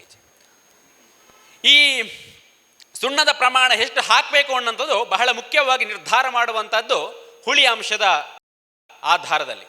ಹುಳಿ ಅಂಶ ತುಂಬ ಹೆಚ್ಚಿದ್ರೆ ಸುಣ್ಣದ ಪ್ರಮಾಣವು ಸ್ವಲ್ಪ ಹೆಚ್ಚಬೇಕಾಗ್ತದೆ. ಹುಳಿಯಾಂಶ ಕಡಿಮೆ ಇದ್ದರೆ ನಮಗೆ ದೊಡ್ಡ ಪ್ರಮಾಣದಲ್ಲಿ ನಮಗೆ ಸುಣ್ಣ ಎಲ್ಲಿ ಹೆಚ್ಚು ಅಂತ ಕೇಳಿದರೆ ಕಾಂಡದಿಂದ 3 ಅಡಿ ದೂರದವರೆಗೆ. ಹಾಗಾಗಿ ಆ ಜಾಗದಲ್ಲೇ ನಾವು ಗೊಬ್ಬರವನ್ನು ಕೊಟ್ಟಾಗ, ಆ ಜಾಗದಲ್ಲೇ ನಾವು ಸುಣ್ಣವನ್ನು ಸೇರಿಸಿದಾಗ ಅಲ್ಲಿ ಬಹಳ ಬೇಗನೆ ಪೋಷಕಾಂಶಗಳು ಲಭ್ಯತೆ ಆಗ್ತದೆ ಮತ್ತು ಅದನ್ನು ಮರ ಹೀರಿಕೊಳ್ಳಿಕ್ಕೆ ಅನುಕೂಲ ಆಗ್ತದೆ. ಹಾಗಾಗಿ 1/4 kg ಅಷ್ಟು ಸುಣ್ಣ ಕೊಡುವಂಥದ್ದು ಆಗಸ್ಟ್ ಸೆಪ್ಟೆಂಬರ್ ತಿಂಗಳಲ್ಲಿ ಕಾಂಡದಿಂದ 3 ಫೀಟ್ ದೂರದವರೆಗೆ ಹರಡಬೇಕು. ಸುಣ್ಣ ಹಾಕಿದ ನಂತರ 2 ರಿಂದ 3 ವಾರಗಳ ನಂತರ ನಾವು ಗೊಬ್ಬರವನ್ನು ಅಥವಾ ಯಾವುದೇ ಪೋಷಕಾಂಶವನ್ನು ಕೊಡಬೇಕಾಗ್ತದೆ. ಇದು ಸುಣ್ಣ ಕೊಡುವಂಥದ್ದು ಪದ್ಧತಿ. ಮೊದಲಿಗೆ ಸರಿಯಾಗಿ ಬಸಿಗಾಲುವೆಯನ್ನು ನಿರ್ವಹಣೆ ಮಾಡಬೇಕು, ನೀರು ನಿಲ್ಲದನ್ನು ನೋಡ್ಕೊಳ್ಬೇಕು. ನೀರು ಯಾವಾಗ ನಿಲ್ತದೋ ಆವಾಗ ಮರಕ್ಕೆ ಸ್ಟ್ರೆಸ್ ಆಗ್ತದೆ. ಒಮ್ಮೆ ಸ್ಟ್ರೆಸ್ ಆದಾಗ ನಿಮಗೆ ರೋಗ ರುಜಿನಗಳು ಬರುವಂಥ ಸಂಭವಗಳು ಹೆಚ್ಚು. ಬೇರಿನ ಬೆಳವಣಿಗೆ ಚೆನ್ನಾಗಿ ಆಗೋದಿಲ್ಲ. ಪೋಷಕಾಂಶವನ್ನು ಮರ ಚೆನ್ನಾಗಿ ಹೀರಿಕೊಳ್ಳಿಕ್ಕೆ ಆಗೋದಿಲ್ಲ. ಹಾಗಾಗಿ ಬಸಿಗಾಲು ಮುಖ್ಯ. ಹುಳಿ ಮಣ್ಣಿನಲ್ಲಿ ಸುಣ್ಣ ಕೊಡುವಂಥದ್ದು ಕೂಡ ಮುಖ್ಯ. ಹಾಗಾದರೆ ಎಲ್ಲ ಮಣ್ಣಿಗೂ ಸುಣ್ಣ ಬೇಕೋ ಅಂತ ಕೇಳ್ಬೋದು. ಬೇಕಾ? ಇಲ್ಲ. ಸಾಮಾನ್ಯವಾಗಿ ಗುಡ್ಡೆ ತೋಟಗಳಿಗೆ ನಮಗೆ ಸುಣ್ಣ ಹಾಕುವಂತಹ ಪ್ರಮೇಯ ಬರುವುದಿಲ್ಲ. 5.4ಕ್ಕಿಂತ ಹೆಚ್ಚು pH ಇದ್ದಂತಹ ಪಕ್ಷದಲ್ಲಿ ಅಂತಹ ಮಣ್ಣಿಗೆ ನಾವು ಸುಣ್ಣವನ್ನು ಸೇರಿಸುವ ಅವಶ್ಯಕತೆ ಬರುವುದಿಲ್ಲ. ಕೆಲವೊಂದು ಸಂದರ್ಭದಲ್ಲಿ ಮಾತ್ರ ಮೆಗ್ನೀಷಿಯಂ ಅಂಶ ಕಡಿಮೆ ಇದ್ದರೆ ಮಾತ್ರ ನಾವು ಅವುಗಳಿಗೆ ಪೂರಕವಾಗಿ ಕೊಡ್ಬೋದೇ ವಿನಃ ಇಲ್ಲದಿರ ನಾವು ಕ್ಯಾಲ್ಶಿಯಮ್ ಮತ್ತು ಮೆಗ್ನೀಷಿಯಮನ್ನು ನಮ್ಮ ಮಣ್ಣಿಗೆ ಹಾಕುವಂಥದ್ದು ನಮಗೆ ಆ ಒಂದು ಪ್ರಮೇಯ ಬರುವುದಿಲ್ಲ. ಹಾಗಾಗಿ ಎಲ್ಲಿ ಮಣ್ಣಿನ ರಸಸಾರ ಅಥವಾ pH 5.4ಕ್ಕಿಂತ ಕಡಿಮೆ ಇರ್ತದೋ ಅಂತಹ ಮಣ್ಣಿಗೆ ಮಾತ್ರ ನಾವು ಸುಣ್ಣವನ್ನು ಬಳಕೆ ಮಾಡಿದರೆ ಸಾಕು. ಅದರಲ್ಲೂ ಬಹಳ ಮುಖ್ಯವಾಗಿ ಹಿಂದೆ ಗದ್ದೆ ಇದ್ದು ಕೊಳಕೆ ಗದ್ದೆಗಳಿರ್ಬೋದು, ಬೆಟ್ಟು ಗದ್ದೆ, ಮಜಲು ಗದ್ದೆಗಳಿರ್ಬೋದು, ಅಂತಹ ಗದ್ದೆಗಳನ್ನು ತೋಟವಾಗಿ ಪರಿವರ್ತನೆ ಮಾಡಿದಂತಹ ಪಕ್ಷದಲ್ಲಿ ಸಾಮಾನ್ಯವಾಗಿ ಮಣ್ಣು ಹುಳಿಯಾಗಿರ್ತದೆ. ಅಂತಹ ತೋಟಗಳಿಗೆ ನಾವು ಕಡ್ಡಾಯವಾಗಿ ಸುಣ್ಣವನ್ನು ಕೊಡುವಂಥದ್ದು ಅಥವಾ ಮಣ್ಣು ಪರೀಕ್ಷೆ ಆಧಾರದ ಮೇಲೆಗೆ ನಾವು ಕೊಡುವಂತಹ ಕ್ರಮವನ್ನು ಕೂಡ ನಾವು ಅನುಸರಿಸ್ಬೋದು. ಹಾಗಾಗಿ ಬಸಿಗಾಲುವೆ ಮುಖ್ಯ, ಸುಣ್ಣ ಕೊಡುವಂಥದ್ದು ಕೂಡ ಮುಖ್ಯ. ಮೂರನೆಯದು ನಾವು ಕಂಡುಕೊಂಡದ್ದು ಅಂತ ಹೇಳಿದರೆ, ಪ್ರತಿಯೊಬ್ಬ ಕೃಷಿಕರದ್ದು ಕೂಡ ಯಾವ ರೀತಿಯ ಪೋಷಕಾಂಶವನ್ನು ಎಷ್ಟು ಪ್ರಮಾಣದಲ್ಲಿ ಕೊಟ್ಟಿದ್ದಾರೆ ಎನ್ನುವುದನ್ನು ನಾವು ಅವರಿಂದ ಮಾಹಿತಿಯನ್ನು ಪಡ್ಕೊಂಡೆವು. ನನಗೆ ಬಹಳ ಆಶ್ಚರ್ಯ ಆಗಿದ್ದು ಏನಂತ ಹೇಳಿದ್ರೆ, ಕಳೆದ ವರ್ಷ ಅದರ ಹಿಂದಿನ ವರ್ಷ ಪುತ್ತೂರು ತಾಲೂಕಿನ ಕೌಡಿಚಾರ ಪ್ರದೇಶದಲ್ಲೊಬ್ಬರು ಅತ್ಯುತ್ತಮವಾದ ಕೃಷಿಕರಿದ್ದಾರೆ. ಅವರ ಹೆಸರು ವಾಸು ಪೂಜಾರಿ ಅಂತ ಹೇಳಿ. ಅವರ ಮನೆಯಲ್ಲಿ ಒಂದು ಕಾರ್ಯಕ್ರಮವನ್ನು ಕೊಂಡು ಆಯೋಜನೆ ಮಾಡಿದ್ದೆವು. ಅತ್ಯುತ್ತಮವಾದಂತಹ ಕೃಷಿಕ, ಬಹಳ ಚೆನ್ನಾಗಿ ತೋಟವನ್ನು ನಿರ್ವಹಣೆ ಮಾಡಿದ್ದಾರೆ. ಬಹಳ ಚೆನ್ನಾಗಿ ಆರೋಗ್ಯವಾಗಿ ತೋಟ ಇದೆ. ಅವರ ತೋಟಕ್ಕೆ ಪಕ್ಕದಲ್ಲಿ ಇನ್ನೊಂದು ತೋಟ ಇದೆ. ಒಂದು ರೋಡ್ ಮಾತ್ರ ಒಂದು ಮಧ್ಯೆ ಇರುವಂಥದ್ದು. ಆ ಪಕ್ಕದ ತೋಟದಲ್ಲಿ ವಿಪರೀತವಾಗಿ ಏಲಚುಕ್ಕೆ ರೋಗ ಇದೆ. ಇವರ ತೋಟ ನೋಡಿದರೆ ಹಚ್ಚ ಹಸಿರಾಗಿದೆ, ಬಹಳ ಆರೋಗ್ಯವಾಗಿದೆ. ನಮಗೆ ಬಹಳ ಆಶ್ಚರ್ಯ ಆಗಿತ್ತು. ಇರುವುದೊಂದು ಮಧ್ಯದಲ್ಲಿ ಒಂದು ರೋಡು ಮಾತ್ರ, ಆ ಕಡೆ ರೋಗ ಇದೆ, ಈ ಕಡೆ ರೋಗ ಇಲ್ಲ. ನಾವು ಅವರು ಅನುಸರಿಸಿರುವಂತಹ ಎಲ್ಲ ಕೃಷಿ ಕ್ರಮಗಳ ಬಗ್ಗೆ ನಾವು ಮಾಹಿತಿಯನ್ನು ಪಡ್ಕೊಂಡೆವು. ನಮಗೆ ಕಂಡುಕೊಂಡದಂತ ಹೇಳಿದರೆ, ಎಲ್ಲೆಲ್ಲಿ ಸಂಕೀರ್ಣ ಗೊಬ್ಬರಗಳನ್ನು ಹೆಚ್ಚೆಚ್ಚು ಬಳಕೆ ಮಾಡಿದವರು ಅಂತಹ ತೋಟಗಳಲ್ಲಿ ರೋಗ ರುಜಿನಗಳ ಬಾಧೆಯು ಹೆಚ್ಚು. ನಾವು ಅಡುಗೆ ಮಾಡುವಾಗ, ಸಾಂಬಾರು ಮಾಡುವಾಗ ಪ್ರತಿಯೊಂದು ಸಾಮಗ್ರಿಯನ್ನು ನಾವು ಅಳತೆ ಮಾಡೋದು ಅಥವಾ ಅಂದಾಜಿಗಾದ್ರೂ ಹಾಕ್ತೇವೆ. ಎಲ್ಲವನ್ನ ಈಕ್ವಲ್ ಆಗಿ ಹಾಕ್ತೇವಾ? ಸಮ ಪ್ರಮಾಣದಲ್ಲಿ ಹಾಕ್ತೇವಾ? ಸಮ ಪ್ರಮಾಣದಲ್ಲಿ ಹಾಕಿದರೆ ರುಚಿ ಬರ್ತದ? ಹಾಗೆ ಬೆಳೆಗೆ ಏನು ಬೇಕಂತ ನಾವು ಮೊದಲಿಗೆ ಪ್ರಶ್ನೆ ಮಾಡಬೇಕು. ಬೆಳೆಗೆ ಏನು ಬೇಕು? ಆ ಬೆಳೆಯ ಬೇಡಿಕೆಗೆ ಅನುಗುಣವಾಗಿ ಪೋಷಕಾಂಶಗಳನ್ನು ಕೊಡಬೇಕು. ಯಾಕೆ ಈ ಮಾತನ್ನು ಹೇಳ್ತೇನೆ ಅಂತ ಹೇಳಿದ್ರೆ, ಅಡಿಕೆ ಬೇಡಿಕೆ ಎಷ್ಟು ಅಂತ ತಿಳ್ಕೊಂಡಾಗ ಸಾಮಾನ್ಯವಾಗಿ ಅಡಿಕೆ ರಂಜಕಕ್ಕಿಂತ ಸಾರಜನಕ, ರಂಜಕ, ಪೊಟ್ಯಾಶ್, ಸಾರಜನಕದ ಮೂಲವಾಗಿ ಯೂರಿಯಾ ಕೊಡ್ತೇವೆ ಅಥವಾ ಸಾವಯವ ಗೊಬ್ಬರ ಕೊಡ್ತೇವೆ, ರಂಜಕದ ಮೂಲವಾಗಿ ರಾಕ್ ಫಾಸ್ಫೇಟ್ ಕೊಡ್ತೇವೆ, ಪೊಟ್ಯಾಶ್ನ ಮೂಲವಾಗಿ MOP ಅಥವಾ ಕೆಂಪು ಪೊಟ್ಯಾಶ್ ಕೊಡ್ತೇವೆ. ಈ ರಂಜಕಕ್ಕಿಂತ 10 ಪಟ್ಟು ಹೆಚ್ಚು ಸಾರಜನಕವನ್ನು ಅಡಿಕೆ ಮರ ಹೀರಿಕೊಳ್ತದೆ, 8 ಪಟ್ಟು ಹೆಚ್ಚು ಪೊಟ್ಯಾಶನ್ನು ಹೀರಿಕೊಳ್ತದೆ. ರಂಜಕಕ್ಕಿಂತ 10 ಪಟ್ಟು ಹೆಚ್ಚು ಸಾರಜನಕ, 8 ಪಟ್ಟು ಹೆಚ್ಚು ಪೊಟ್ಯಾಶನ್ನು ಅಡಿಕೆ ಮರ ಹೀರಿಕೊಳ್ತದೆ. ಹಾಗಾಗಿ ರಂಜಕದ ಅವಶ್ಯಕತೆ ಬೆಳೆಗೆ ಬಹಳ ಕಡಿಮೆ, ಅಡಿಕೆಗೆ ಬಹಳ ಕಡಿಮೆ. ಬೇಕಾಗಿರುವಂಥ ಸಾರಜನಕ ಮತ್ತು ಪೊಟ್ಯಾಶ್ ಹೆಚ್ಚು. ಆದರೆ ಸಾಮಾನ್ಯವಾಗಿ ಕೆಲಸ ಸುಲಭ ಆಗಬೇಕು ಅಂತ ಹೇಳಿಕೊಂಡು ನಾವೇನು ಮಾಡ್ತೇವೆ ಅಂತ ಹೇಳಿದರೆ 15, 10, 26 ಇಂತಹದ್ದನ್ನೇ ನಾವು ಬೆಳೆಗೆ ಹಾಕ್ತೇವೆ. ಯಾಕಂತ ಹೇಳಿದ್ರೆ ಇದು 3 ಹಾಕಬೇಕು, ಇದು ಮಿಕ್ಸ್ ಮಾಡಿ ಹಾಕಬೇಕು, ಕಷ್ಟ. ಇದಾದರೂ ಒಮ್ಮೆ ಹಾಕಿದರೆ ಸಾಕು, ಅರ್ಧ kg 1 kg ಹಾಕಿದರೆ ಸಾಕು, ಕೆಲಸ ಸುಲಭ ಅಂತೇಳಿ ತಿಳ್ಕೊಳ್ತೇವೆ. ಹಾಗಂಥೇಳಿ ಒಂದೇ ಇದನ್ನು ಎಲ್ಲ ಅಡುಗೆ ಸಾಮಾನು ಈಕ್ವಲ್ ಆಗಿ ಹಾಕಿದರೆ ಸುಲಭ ಅಂತ ಹೇಳಿದ್ರೆ ಆಗ್ತದ? ಸಾಂಬಾರು ಸರಿ ಆಗೋದಿಲ್ಲ. ಹಾಗೆಯೇ ಬೆಳೆಗೆ ಕೂಡ ನಾವು ಕೊಟ್ಟಂಥದ್ದು ಸರಿಯಾಗಿ ಆಗುವುದಿಲ್ಲ. ಇದಕ್ಕೆ ಅಸಮತೋಲಿತ ಪೋಷಕಾಂಶ ನಿರ್ವಹಣೆ, ಇಂಬ್ಯಾಲೆನ್ಸ್ ಆಗಿ ಪೋಷಕಾಂಶ ನಿರ್ವಹಣೆ ಅಂತ ಹೇಳ್ತಾರೆ. ಇದು ಬಹಳ ದೊಡ್ಡ ಸಮಸ್ಯೆಯನ್ನು ಉಂಟು ಮಾಡ್ತದೆ, ದೀರ್ಘಕಾಲದ ದೊಡ್ಡ ಸಮಸ್ಯೆಯನ್ನು ಉಂಟು ಮಾಡ್ತದೆ. ಅಡಿಕೆ ಬೇಡಿಕೆಯೇ ಬೇರೆ, ನಾವು ಕೊಡುವಂಥದ್ದೇ ಬೇರೆ. ಇದೇನಾಗ್ತದೆ ಅಂತ ಹೇಳಿದ್ರೆ, ರಂಜಕ ಮಣ್ಣಿನಲ್ಲಿ ಹೆಚ್ಚು ಸ್ಥಿರೀಕರಣ ಆಗಿ ಅದು ಮಣ್ಣಿನಲ್ಲಿ ಹೆಚ್ಚು ಸಂಗ್ರಹ ಆಗುವಾಗ ಇದು ಮಾಡ್ತದೆ. ಹಿಂದೆಲ್ಲ ಹೇಗೆ ಅಂತ ಹೇಳಿದರೆ, ಕರಾವಳಿಯ ನಮ್ಮ ಮಣ್ಣಿನಲ್ಲಿ ಮತ್ತು ಕೇರಳದ ಮಣ್ಣಿನಲ್ಲಿ ರಂಜಕ ಕಡಿಮೆಯಿಂದ ಮಧ್ಯಮ ಅಂತ ಲೆಕ್ಕ, ಅಂದರೆ ಅದರ ಅಂಶ ಹೆಚ್ಚಿಲ್ಲ ಅಂತ ಲೆಕ್ಕ. ಆದರೆ ಇತ್ತೀಚಿನ ವರದಿ ಕೇಳಿದರೆ ನೀವು ಆಶ್ಚರ್ಯ ಆಗಬಹುದು. ಅಲ್ಲಿಯ ಕೇರಳದ ಮಣ್ಣಿನ 60% ಜಾಗಗಳಲ್ಲಿ ರಂಜಕ ಹೆಚ್ಚು ಮತ್ತು ಅತಿ ಹೆಚ್ಚು ಮಟ್ಟಕ್ಕೆ ಹೋಗಿದೆ. ಕಡಿಮೆಯಿಂದ ಮಧ್ಯಕ್ಕೆ ಇದ್ದಂತಹ ರಂಜಕ ಇವತ್ತು ಹೆಚ್ಚು ಮತ್ತು ಅತಿ ಹೆಚ್ಚು ಪ್ರಮಾಣಕ್ಕೆ ಹೋಗಿದೆ. ಯಾಕಂತ ಹೇಳಿದ್ರೆ ಅತಿ ಹೆಚ್ಚಿನ ಪ್ರಮಾಣದಲ್ಲಿ ರಂಜಕವನ್ನು ಬಳಕೆ ಮಾಡ್ತಾ ಇದೆ. ಇದು ಸರಿಯಾದ ಕ್ರಮ ಅಲ್ಲ. ಹಾಕಿದರೆ ಏನಾಗ್ಬೋದು ಅಂತ ಕೇಳ್ಬೋದು ನೀವು. ರಂಜಕ ಉಂಟೆ ಮಣ್ಣಲ್ಲಿ ಏನಾಗ್ತದೆ ಅಂತ ಕೇಳ್ಬೋದು. ಒಂದು ಪೋಷಕಾಂಶ ಹೆಚ್ಚಾದರೂ ಕೂಡ ಇನ್ನೊಂದು ಪೋಷಕಾಂಶದ ಲಭ್ಯತೆ ಮತ್ತು ಅದರ ಹೀರುವಿಕೆಗೆ ಸಮಸ್ಯೆ ಆಗ್ತದೆ. ಬಹಳ ಸಣ್ಣ ಉದಾಹರಣೆ, ನೀವು ಸುಣ್ಣವನ್ನು 1 kg 1.5 kg ಹಾಕಿದರೂ ಸಹ 1.5 kg ಹಾಕಿದರೂ ಸಹ ಅದು ಪೊಟ್ಯಾಷಿಯಂನ ಲಭ್ಯತೆ ಮತ್ತು ಹೀರುವಿಕೆ ಸಮಸ್ಯೆ ಆಗ್ತದೆ. ಮೆಗ್ನೀಷಿಯಂ ನೀವು ಜಾಸ್ತಿ ಹಾಕಿದರೂ ಕೂಡ ಅದು ಜಿಂಕ್ನ ಹೀರುವಿಕೆಗೆ, ಸತುವಿನ ಹೀರುವಿಕೆಗೆ ಮತ್ತು ಪೊಟ್ಯಾಷಿಯಂನ ಹೀರುವಿಕೆಗೂ ಸಮಸ್ಯೆಗಳಾಗ್ತವೆ. ಕ್ಯಾಲ್ಸಿಯಂ ಹೆಚ್ಚು ಹಾಕಿದರೂ ಕೂಡ ನಿಮಗೆ ಪೊಟ್ಯಾಷ್ ಸರಿಯಾಗಿ ಬೆಳೆಗೆ ಸಿಗುವುದಿಲ್ಲ. ಅಂದರೆ ಒಂದು ಪೋಷಕಾಂಶ ಹೆಚ್ಚಾದಾಗ ಇನ್ನೊಂದು ಪೋಷಕಾಂಶ ಬೆಳೆಗೆ ಸರಿಯಾಗಿ ಸಿಗುವುದಿಲ್ಲ ಅನ್ನುವಂಥದ್ದು ಇರುವಂಥ ವಿಚಾರ. ಹಾಗಾಗಿ ಮಣ್ಣಿನಲ್ಲಿ ರಂಜಕದ ಅಂಶ ಹೆಚ್ಚಾದ ಹಾಗೆ, ಪ್ರತಿ ವರ್ಷ ನೀವು ಬಳಕೆ ಹೆಚ್ಚು ಮಾಡಿದ ಹಾಗೆ ಮಣ್ಣಿನಲ್ಲಿ ರಂಜಕದ ಅಂಶ ಹೆಚ್ಚಾಗ್ತದೆ. ನೀವು ಯೂರಿಯಾದ ಅಂಶ ಸ್ವಲ್ಪ ಜಾಸ್ತಿ ಹಾಕ್ತೀರಿ, ಪೊಟ್ಯಾಷಿಯಂ ಅಂಶ ಜಾಸ್ತಿ ಹಾಕ್ತೀರಿ, ಅದು ದೊಡ್ಡ ಸಮಸ್ಯೆ ಆಗುವುದಿಲ್ಲ. ಯಾಕೆ ಅಂತ ಹೇಳಿದ್ರೆ ಬಹಳ ಬೇಗವಾಗಿ ಶೀಘ್ರವಾಗಿ ನೀರಿನಲ್ಲಿ ಕರಗ್ತದೆ ಅವುಗಳು. ಹಾಗಾಗಿ ಮಳೆ ನೀರಿನಿಂದ ಕೊಚ್ಚಿ ಹೋಗ್ತದೆ. ಆದರೆ ನಮ್ಮ ಮಣ್ಣಿನಲ್ಲಿ ಕಬ್ಬಿಣದ ಅಂಶ, ಮ್ಯಾಂಗನೀಸ್ ಅಂಶ, ಅಲ್ಯೂಮಿನಿಯಂ ಅಂಶ ಹೆಚ್ಚಿರುವ ಕಾರಣ ರಂಜಕ ಬಹಳ ಬೇಗನೆ ನೀರಿನೊಂದಿಗೆ ಕೊಚ್ಚಿ ಹೋಗುವುದಿಲ್ಲ, ಬದಲಾಗಿ ಮಣ್ಣಿಗೆ ಅಂಟಿಕೊಳ್ತದೆ. ಪ್ರತಿ ವರ್ಷ ಹೆಚ್ಚಿನ ಪ್ರಮಾಣದಲ್ಲಿ ಬಳಕೆ ಮಾಡಿದ ಹಾಗೆ ನಮಗೆ ರಂಜಕದ ಅಂಶವೂ ಮಣ್ಣಿನಲ್ಲಿ ಹೆಚ್ಚಾಗಿ ಸತುವಿನ ಕೊರತೆಯನ್ನು ಉಂಟು ಮಾಡ್ತದೆ. ಅಂದರೆ ಇನ್ನಿತರ ಅವಶ್ಯಕ ಪೋಷಕಾಂಶಗಳು ಬೆಳೆಗೆ ಲಭ್ಯತೆ ಆಗದ ರೀತಿಯಲ್ಲಿ ಅದು ತೊಂದರೆಯನ್ನು ಉಂಟು ಮಾಡ್ತದೆ. ಹೀಗಾಗಿ ಸಾಕಷ್ಟು ತೋಟಗಳಲ್ಲಿ ನಮಗೆ ಕುಬೆ ಒಂದೇ ಕಡೆ ಬೆಂಡಾಗುವಂಥದ್ದು, ಕುಬೆ ಬಾಗುವಿಕೆ, ಅಥವಾ ಗಂಟು ಒಂಥರ ಓರೆ ಹೋಗುವಂಥದ್ದು, ಅಥವಾ ಎಲೆಗಳ ಗಾತ್ರ ಸಣ್ಣದಾಗುವಂಥದ್ದು, ಈ ಎಲ್ಲ ಸಮಸ್ಯೆಗಳನ್ನು ನಾವು ಕಾಣಬಹುದು. ಇದೇನು ರೋಗ ಅಲ್ಲ ಅಂತ ಅಂದ್ಕೊಳ್ಬೋದು, ಆದರೆ ಇದು ಒಂದು ಕೂಡ ಬಾಧೆ.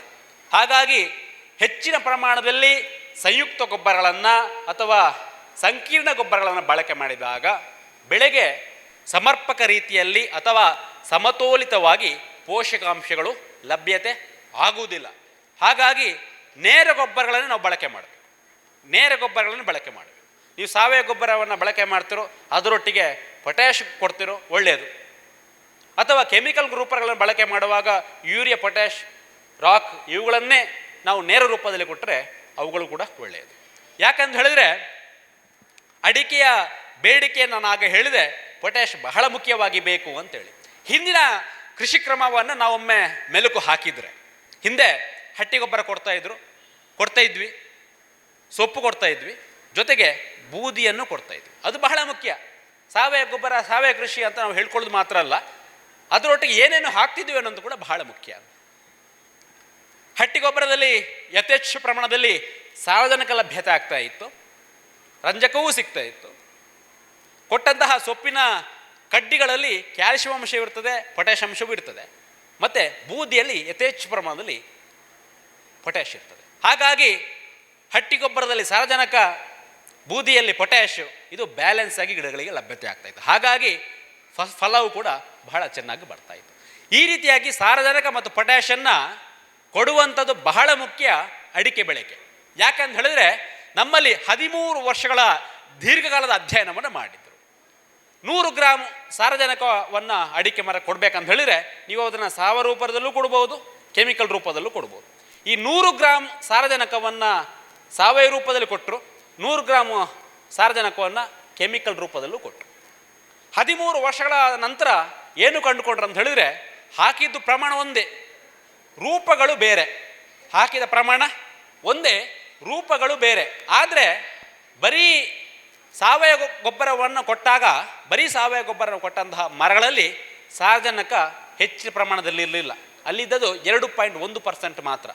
ಆದರೆ ಸಾರಜನಕ ಒಟ್ಟಿಗೆ ಪೊಟ್ಯಾಷನ್ನು ಕೊಟ್ಟಂತಹ ಮರಗಳಲ್ಲಿ 2.7% ಸಾರಜನಕ ಇತ್ತು.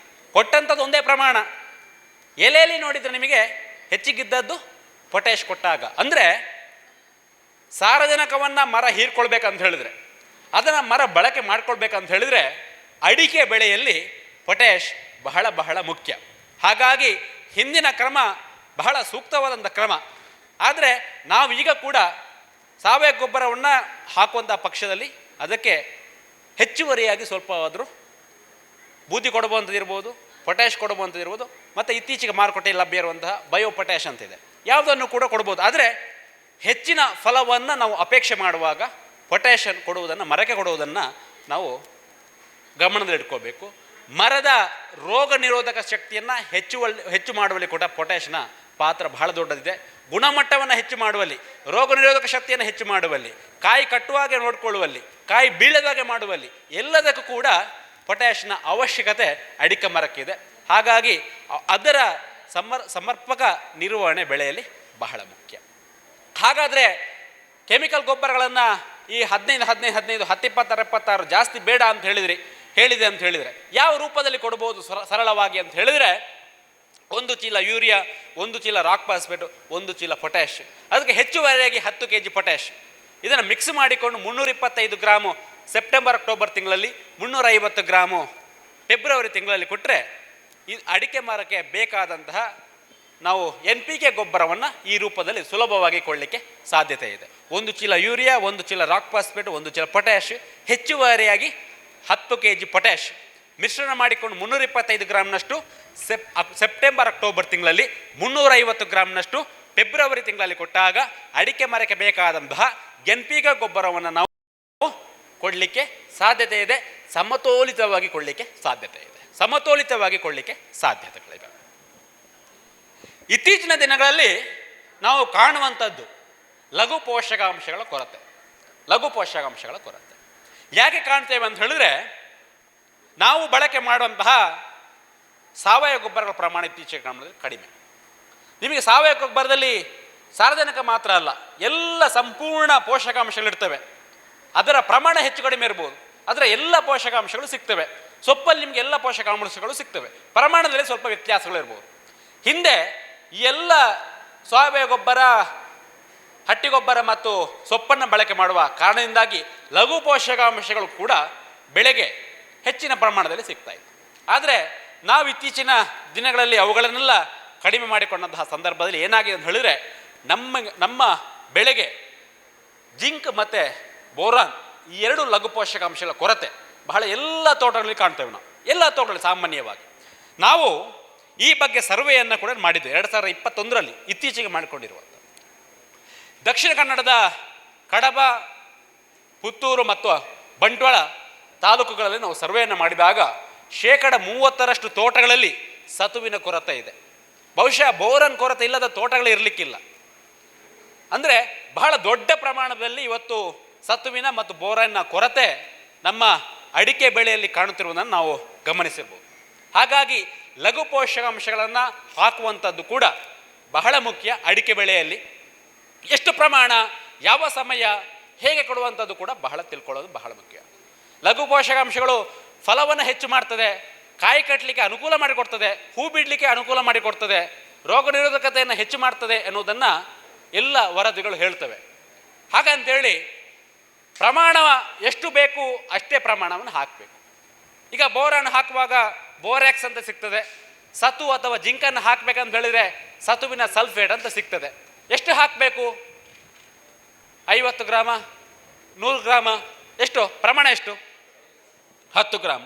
ಎಷ್ಟು ಸಾಕ? 10 ಗ್ರಾಮ್. ಮರ ನೋಡಿ ಅಷ್ಟು ದೊಡ್ಡದಿದೆ, 10 ಗ್ರಾಮ್ ಸಾಕಾಗ್ತದ? ಅಳತಕ್ಕಿಲ್ಲೂ ಕಡಿಮೆ. ಮರ ನೋಡಿದ್ರೆ ಅಷ್ಟು ದೊಡ್ಡದು ಮರ ಇದೆ, 10 ಗ್ರಾಮ್ದು ಕಡಿಮೆ ಅಂತ ಹೇಳ್ತಾರೆ. ಸಾಕಾ?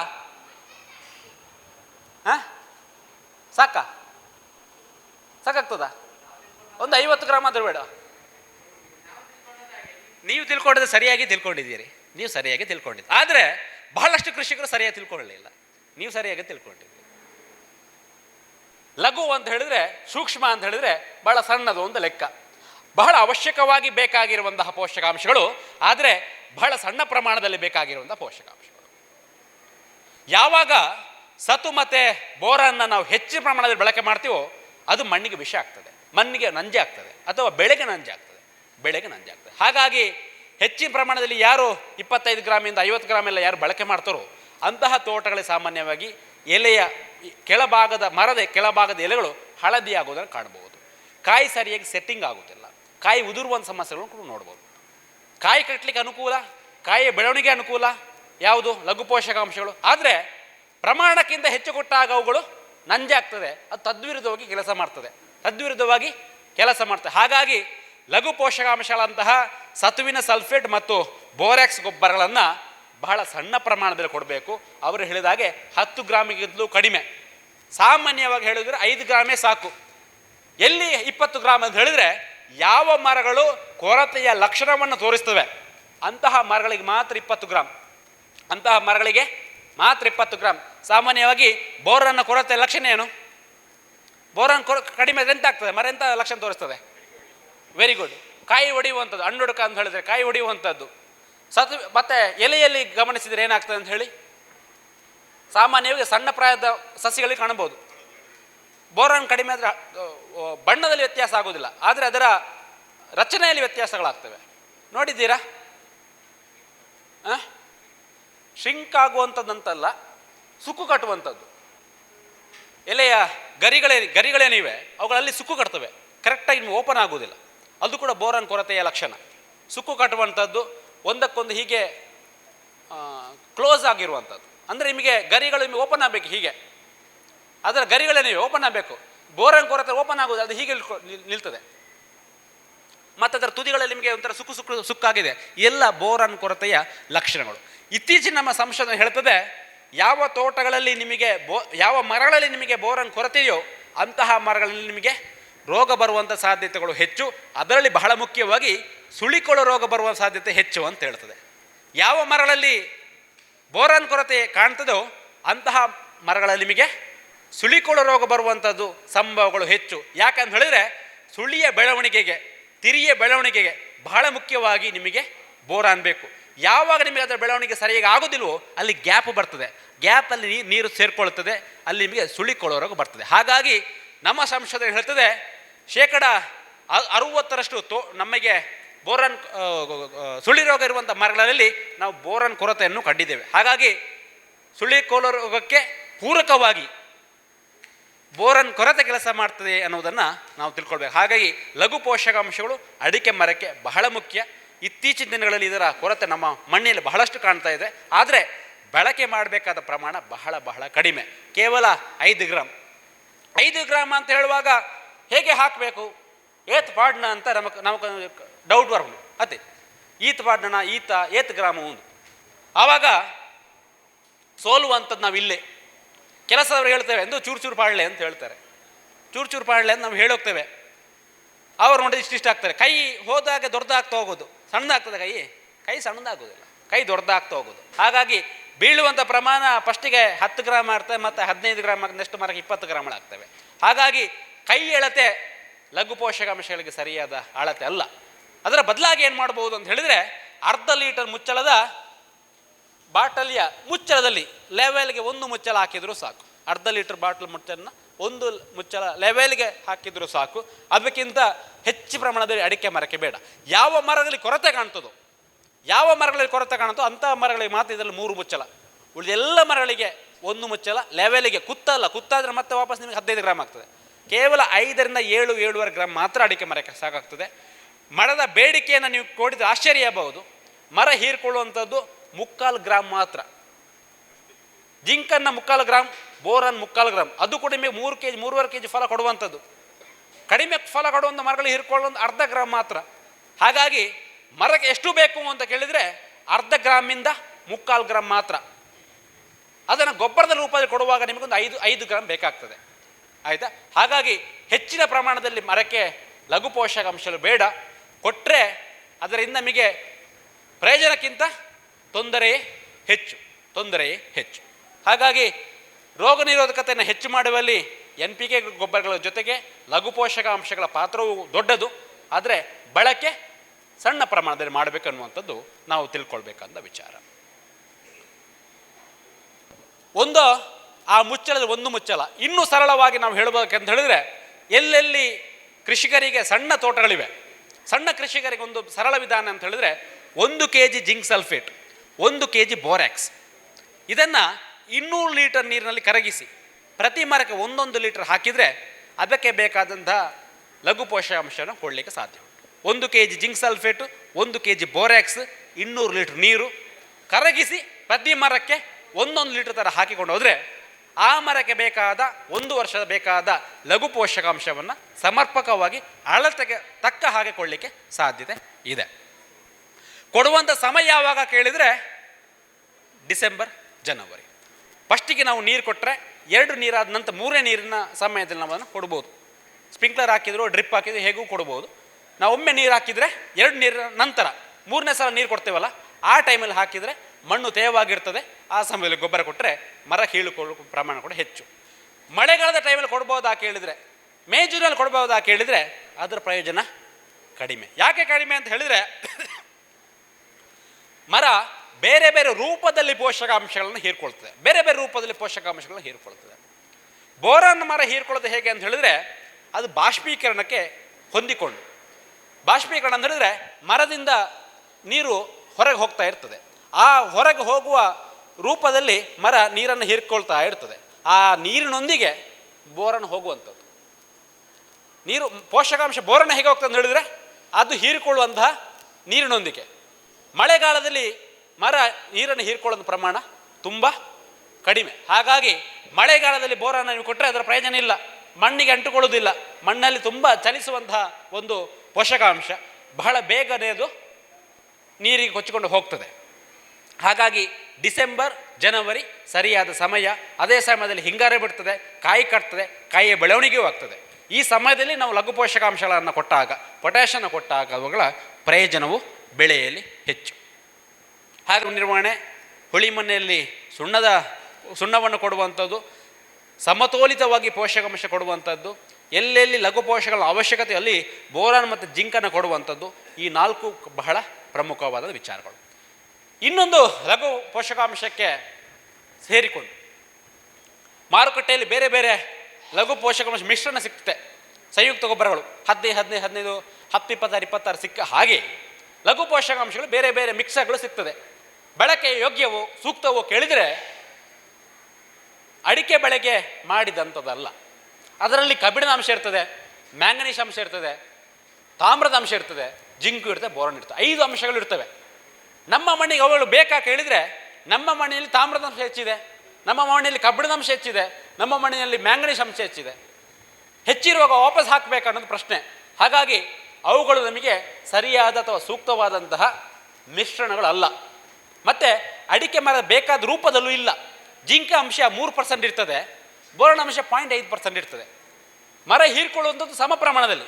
ಹಾಗಾಗಿ ಸಮ ಪ್ರಮಾಣದಲ್ಲಿ ಕೇವಲ ಜಿಂಕ್ ಮತ್ತು ಬೋರನ್ನು ಕೊಡುವಂಥ ಕಾರಣ ನೇರ ರೂಪದಲ್ಲಿ ಜಿಂಕ್ ಸಲ್ಫೇಟ್ ಮತ್ತು ಬೋರಾಕ್ಸನ್ನು ನಾವು ಬಳಕೆ ಮಾಡಿಕೊಳ್ಬೋದು. ಈಗ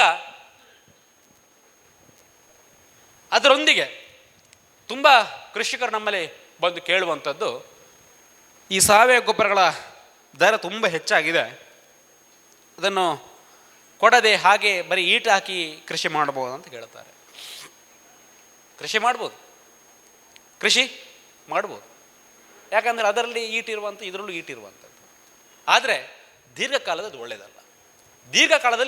ಒಳ್ಳೆಯದಲ್ಲ. ಯಾಕಂತ ಹೇಳಿದರೆ, ನಾವು ಕೊಡುವಂತಹ ಯೂರಿಯಾ ಗೊಬ್ಬರ ನೀರಲ್ಲಿ ಕರಗಬಹುದು, ಆದರೆ ಬೆಳೆ ಅದನ್ನು ಹೀರ್ಕೊಳ್ಳೋದಿಲ್ಲ. ನಾವು ಕೊಡುವಂತಹ ಯೂರಿಯಾ ಗೊಬ್ಬರ ನೀರಲ್ಲಿ ಕರಗಬಹುದು, ಆದರೆ ಅದನ್ನು ಬೆಳೆ ಹೀರಿಕೊಳ್ಳುವುದಿಲ್ಲ. ಯಾಕಂತ ಹೇಳಿದ್ರೆ ಬೆಳೆ ಹೀರಿಕೊಳ್ಳುವಂತಹ ರೂಪದಲ್ಲಿದಿಲ್ಲ. ಆ ರೂಪಕ್ಕೆ ಪರಿವರ್ತನೆ ಮಾಡುವಂತಹ ಕೆಲಸವನ್ನು ಮಾಡುವಂಥದ್ದು ಮಣ್ಣಿನಲ್ಲಿರುವಂಥ ಸೂಕ್ಷ್ಮಾಣುಜೀವಿಗಳು. ಅವುಗಳ ಸಂಖ್ಯೆ ಹೆಚ್ಚಾಗಬೇಕಂತ ಕೇಳಿದರೆ ಸಾವಯವ ಅಂಶ ಮಣ್ಣಲ್ಲಿ ಹೆಚ್ಚಬೇಕು. ನಾವು ಮಣ್ಣಿಗೆ ರಾಕ್ ಫಾಸ್ಫೇಟನ್ನು ಹಾಕ್ತೇವೆ, ರಾಕ್ ಫಾಸ್ಫೇಟನ್ನು ಮರ ಹೀರ್ಕೊಳ್ತದ? ಇಲ್ಲ, ಅದೊಂದು ಕಲ್ಲಿನ ಪುಡಿ. ಅದೊಂದು ಕಲ್ಲಿನ ಪುಡಿ. ಆ ಕಲ್ಲಿನ ಪುಡಿಯಿಂದ ಪೋಷಕಾಂಶಗಳು ಬೇರ್ಪಡಬೇಕಂತ ಹೇಳಿದ್ರೆ ಸೂಕ್ಷ್ಮಾಣುಜೀವಿಗಳ ಪಾತ್ರ ಬಹಳ ಮುಖ್ಯವಾಗಿ, ಬ್ಯಾಕ್ಟೀರಿಯಾಗಳ ಪಾತ್ರ ಬಹಳ ದೊಡ್ಡದು. ಹಾಗಾಗಿ ನಾವು ಕೊಟ್ಟಂತಹ ಗೊಬ್ಬರಗಳು ರಸಗೊಬ್ಬರವೇ ಇರಲಿ, ಸಾವಯವ ಗೊಬ್ಬರವೇ ಇರಲಿ, ಆ ಎಲ್ಲ ಪೋಷಕಾಂಶಗಳು ಬೆಳೆಗೆ ಲಭ್ಯತೆ ಆಗಬೇಕಂತ ಹೇಳಿದ್ರೆ, ಪೋಷಕಾಂಶಗಳು ಲಭ್ಯತೆ ಆಗಬೇಕಂತ ಹೇಳಿದ್ರೆ ಸೂಕ್ಷ್ಮಾಣುಜೀವಿಗಳು ಮಣ್ಣಿನಲ್ಲಿರಬೇಕು. ಆ ಸೂಕ್ಷ್ಮಾಣುಜೀವಿಗಳಿಗೆ ಜೀವಾಳ ಯಾವುದಂತ ಹೇಳಿದ್ರೆ ಸಾವಯವ ಅಂಶ ಮಣ್ಣಿನಲ್ಲಿ, ಸಾವಯವ ಇಂಗಾಲ. ಆ ಸಾವಯವ ಇಂಗಾಲವನ್ನು ನಾವು ಹೆಚ್ಚು ಮಾಡಬೇಕಾಗ್ತದೆ. ಆ ಹೆಚ್ಚು ಮಾಡುವಕ್ಕೆ ನಾವು ಸಾವಯವ ಗೊಬ್ಬರವನ್ನು ಮಣ್ಣಿಗೆ ಸೇರಿಸಬೇಕಾಗ್ತದೆ. ಹಾಗಾಗಿ ಸಾವಯವ ಗೊಬ್ಬರದೊಂದಿಗೆ ರಸಗೊಬ್ಬರ ಒಂದೇ ಅಲ್ಲ, ದೀರ್ಘಕಾಲದಲ್ಲಿ ನಿಮಗೆ 1-2 ವರ್ಷ 5 ವರ್ಷ ಎಲ್ಲ ಸಮಸ್ಯೆ ಆಗೋದು. ಆದರೆ ಕೃಷಿ ಅನ್ನುವಂಥದ್ದು ನಮ್ಮ ತಲೆಮಾರಿಗೆ ಮಾತ್ರ ಅಲ್ಲ, ನಮ್ಮ ಮಕ್ಕಳ ತಲೆಮಾರಿಗೂ ಬೇಕು, ಇನ್ನೊಬ್ಬರು ಅವರ ನೆಕ್ಸ್ಟ್ ತಲೆಮಾರಿಗೂ ಬೇಕು. ಹಾಗಾಗಿ ಪೋಷಕಾಂಶಗಳು ಕೊಡುವಾಗ ಸಾವಯವ ಮೊದಲು, ನಂತರದಲ್ಲಿ ರಸಗೊಬ್ಬರ, ಎರಡನ್ನೂ ನಾವು ಕೊಟ್ಟರೆ ಅದರ ಪ್ರಯೋಜನವು ಹೆಚ್ಚು. ಹಾಗಾಗಿ ಮಣ್ಣು ಜೀವಂತವಾಗಿರ್ಬೇಕಂತ ಹೇಳ್ತಾರೆ. ಮಣ್ಣು ಜೀವಂತ ಅಂತ ಹೇಳಿದ್ರೆ ಏನು? ಮಣ್ಣು ನೋಡಿದರೆ ಜೀವಂತ ಕಾಣ್ತದ? ಇಲ್ಲ. ಮತ್ತೆ ಜೀವಂತ ಅಂದರೆ ಸೂಕ್ಷ್ಮ ಜೀವಿಗಳ ಜೀವ ಇದೆ. ಕಣ್ಣಿಗೆ ಕಾಣದಿರ್ಬೋದು, ಅವುಗಳಿಗೆ ಜೀವ ಇದೆ. ಮಣ್ಣಿನ ಜೀವಂತಿಕೆಯನ್ನು ಉಳಿಸ್ಕೊಳ್ಳುವಂಥದ್ದು ಸೂಕ್ಷ್ಮ ಜೀವಿಗಳು. ಅವುಗಳ ಆಹಾರವಾಗಿ ನಾವು ಸಾವಯವ ಗೊಬ್ಬರವನ್ನು ಕೊಡಲೇಬೇಕಾಗ್ತದೆ. ಕೊನೆಯ ವಿಧಾನ ಶಿಲೀಂಧ್ರನಾಶಗಳ ನಿರ್ವಹಣೆ.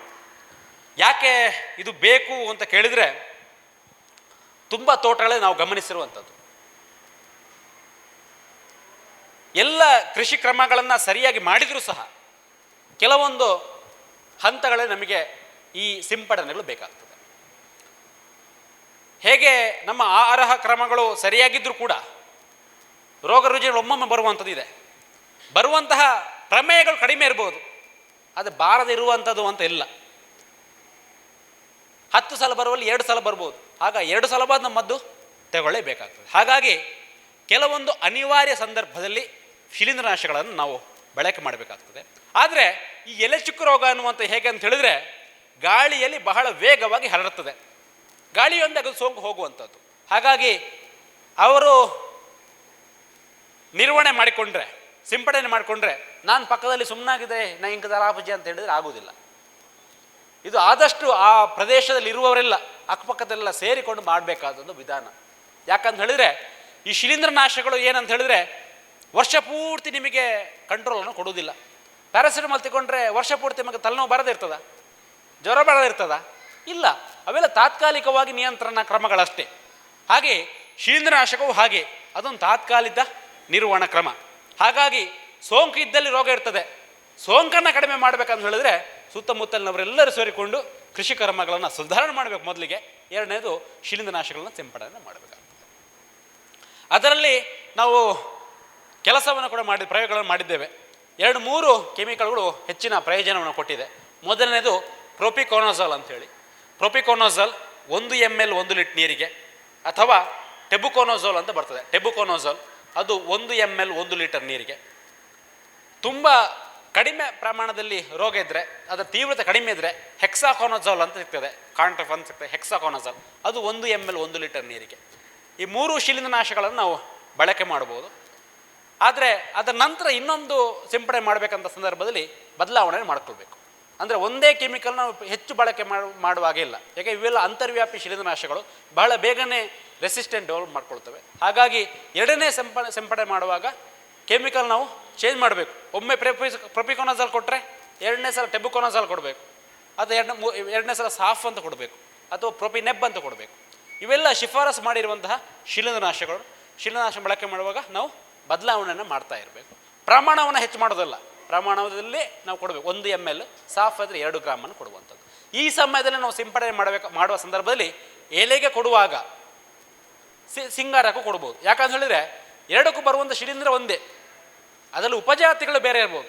ಅದರ ಜಾತಿ ಒಂದೇ, ಮಾನವ ಜಾತಿ ಇದ್ದಾಗೆ ನಮ್ಮಲ್ಲಿ ಬೇರೆ ಬೇರೆ ವರ್ಣಗಳು ಭೇದಗಳು ಇರ್ಬೋದು, ಆದರೆ ಮಾನವ ಜಾತಿ ಒಂದೇ. ಹಾಗೆ ಈ ಶಿಲೀಂಧ್ರ ಕೂಡ ಒಂದೇ, ಅದು ಉಪಜಾತಿಗಳು ಬೇರೆ ಬೇರೆ ಇದೆ. ಹಾಗಾಗಿ ಎಲೆಗೆ ಸಿಂಪಡಣೆಯನ್ನು ಜನವರಿ ನಂತರದ ಸಂದರ್ಭದಲ್ಲಿ ಕೊಡುವಂಥ ಸಂದರ್ಭದಲ್ಲಿ ಸಿಂಗಾರಕ್ಕೂ ಒಟ್ಟಿಗೆ ನಾವು ಸೇರಿಸಿಕೊಂಡು ಸಿಂಪಡಣೆ ಮಾಡ್ಬೋದು. ಯಾಕಂತ ಹೇಳಿದರೆ ಸಿಂಗಾರ ಒಣಗುವ ಕಾಯಿಲೆ ಬರ್ತದೆ, ಬಿಳಿ ನಳ್ಳಿ ಉದುರುವಂಥ ಸಮಸ್ಯೆಗಳು ಬರ್ತವೆ. ಇವೆಲ್ಲ ಕೂಡ ಶಿಲೀಂಧ್ರದ ರೋಗಗಳಿಂದ ಬರುವಂಥದ್ದು. ಹಾಗಾಗಿ ಎರಡಕ್ಕೂ ಕೂಡ ಒಂದೇ ಔಷಧಿ ಆಗುವ ಕಾರಣ ನಾವು ಒಟ್ಟಿಗೆ ಅದನ್ನು ಬಳಕೆ ಮಾಡ್ಬೋದು. ಪ್ರೊಪಿಕೋನಾಜಲ್ ಆದರೆ 1 ml, ಟೆಬುಕೋನಾಜಲ್ ಆದರೆ 1 ml, ಹೆಕ್ಸಾಕೋನಾಜಲ್ ಆದರೆ 1 ml, ಸಾಫ್ ಆದರೆ 2 ಗ್ರಾಮ್ 1 ಲೀಟರ್ ನೀರಿಗೆ, ಪ್ರೊಪಿನೆಬ್ ಆದರೆ 2 ಗ್ರಾಮ್ 1 ಲೀಟರ್ ನೀರಿಗೆ ಹಾಕಿ ಸಿಂಗಾರಕ್ಕೂ ಸಿಂಪಡಣೆ ಮಾಡ್ಬೋದು, ಎಲೆಗೂ ಸಿಂಪಡಣೆಯನ್ನು ಮಾಡ್ಬೋದು.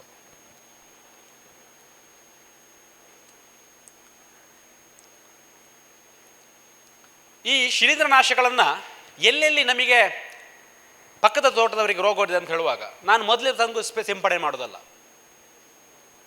ಅವರ ಪಕ್ಕದ ತೋಟ 6ನ ತೋಟಗೊಂಡು ನಮ್ಮ ಇತ್ತಿನ ಸ್ಪ್ರೇ ಮಲ್ಪುಗ ಅಂತೇಳಿ ತುಂಬ ನಾವು ಫಾರ್ವರ್ಡ್ ಹೋಗ್ಬೇಕಂತೇನಿಲ್ಲ. ಯಾಕಂತ ಹೇಳಿದರೆ ನಾನು ಆಗ ಹೇಳಿದಾಗೆ ಈ ಶಿಲೀಂಧ್ರನಾಶಕಗಳ ಪ್ರಭಾವ ಎಷ್ಟು ಅಂತ ನಿಮಗೆ 10ರಿಂದ 15 ದಿನ ಇರ್ಬೋದು ಅಷ್ಟೇ, ಅದು ಜಾಸ್ತಿ ಇರಲಿಕ್ಕೆ ಸಾಧ್ಯ ಇಲ್ಲ.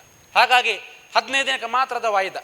ಅದ್ರ ಬದಲಾಗಿ ನಾವೆಂತ ಮಾಡ್ಬೋದು ಅಂತ ಹೇಳಿದರೆ, ಸಾಮಾನ್ಯವಾಗಿ ರೋಗ ನಿಮಗೆ ಕಾಣುವಂಥದ್ದು ನಿಮಗೆ ಮಳೆಗಾಲದ ಕೊನೆಗೆ. ಹಾಗಾಗಿ 2ನೇ ಸುತ್ತಿನ ಸಿಂಪಡಣೆ, ಬೋರ್ಡ್ ಮಿಶ್ರ ಸಿಂಪಡಣೆಯನ್ನು ಅಥವಾ 3ನೇ ಸಿಂಪಡಣೆಯನ್ನು ನಾವು ಗೊನೆ ಮತ್ತು ಎಲೆ, ಅದರ ಮುಖ್ಯವಾಗಿ ಕೆಳಭಾಗದ ಎಲೆಗಳಿಗೆ, ಎಲೆ ಮೇಲ್ಬದಿಯಲ್ಲಿ ಬೀಳುವ ಹಾಗೆ ಸಿಂಪಡಣೆ ಮಾಡಿದರೆ ಅದು ನಿಮಗೆ ಪ್ರಿವೆಂಟಿವ್ ಆಗಿ ನಿಮಗೆ ಕೆಲಸ ಮಾಡ್ತದೆ. ಹಾಗೆ ಮೈಲ್ತುತ್ತು ಕೂಡ ನಿಮಗೆ ಬೋರ್ಡ್ ಮಿಶ್ರಣ ಕೂಡ ಕೆಲಸ ಮಾಡ್ತದೆ. ಆದರೆ ಪ್ರಾರಂಭಿಕ ಹಂತದಲ್ಲಿ ಮಾತ್ರ. ರೋಗದ ತೀವ್ರತೆ ಹೆಚ್ಚಾದರೆ ಮತ್ತದು ಕೆಲಸ ಮಾಡುವುದಿಲ್ಲ. ಸಾಮಾನ್ಯವಾಗಿ ಕೆಲಸ ಮಾಡುವಂಥದ್ದು ಪ್ರಿವೆಂಟಿವ್ ಆಗಿ, ರೋಗ ಬಾರದಾಗೆ ತಡೆಯುವಂಥದ್ದು. ಹಾಗಾಗಿ ಮೈಲ್ತುತ್ತು ಕೂಡ ಆಗ್ತದೆ, ಆದರೆ ಪ್ರಿವೆಂಟಿವ್ ಆಗಿ ಅದನ್ನು ನಾವು ಬಳಕೆ ಮಾಡಬೇಕು. ರೋಗದ ತೀವ್ರತೆ ಹೆಚ್ಚಾದಾಗ ನಾನು ಆಗ ಹೇಳಿದ 3-4 ಶಿಲೀಂಧ್ರನಾಶಕವನ್ನು ನಾವು ಬಳಕೆ ಮಾಡಬಹುದು. ಇವಿಷ್ಟು ಎಲೆಚುಕ ರೋಗದ ನಿರ್ವಹಣಾ ಕ್ರಮಗಳು. ನಾವು ಹೆದರಿಕೊಳ್ಳುವಂಥ ಅವಶ್ಯಕತೆ ಇಲ್ಲ, ಆದರೆ ಎಚ್ಚರಿಕೆಯಿಂದ ಇರಬೇಕಂತ ಅವಶ್ಯಕತೆ ಖಂಡಿತವಾಗಿ ಕೂಡ ಇದೆ. ಹವಾಮಾನ ಬದಲಾದ ಹಾಗೆ ಬಹುಶಃ ಅದರ ಕೂಡ ಬದಲಾವಣೆ ಆಗಿ ತೀವ್ರತೆಯೂ ಕಡಿಮೆ ಆಗ್ಬೋದು. ಕೆಲವು ಪ್ರದೇಶದಲ್ಲಿ ಕಳೆದ ವರ್ಷ ಹೆಚ್ಚಿದ್ದಲ್ಲಿ ಈ ವರ್ಷ ಕಡಿಮೆ ಇದೆ, ಕೆಲವೊಂದು ಜಾಗದಲ್ಲಿ ಕಡಿಮೆ ಇದ್ದಲ್ಲಿ ಈ ವರ್ಷ ಹೆಚ್ಚಿದೆ.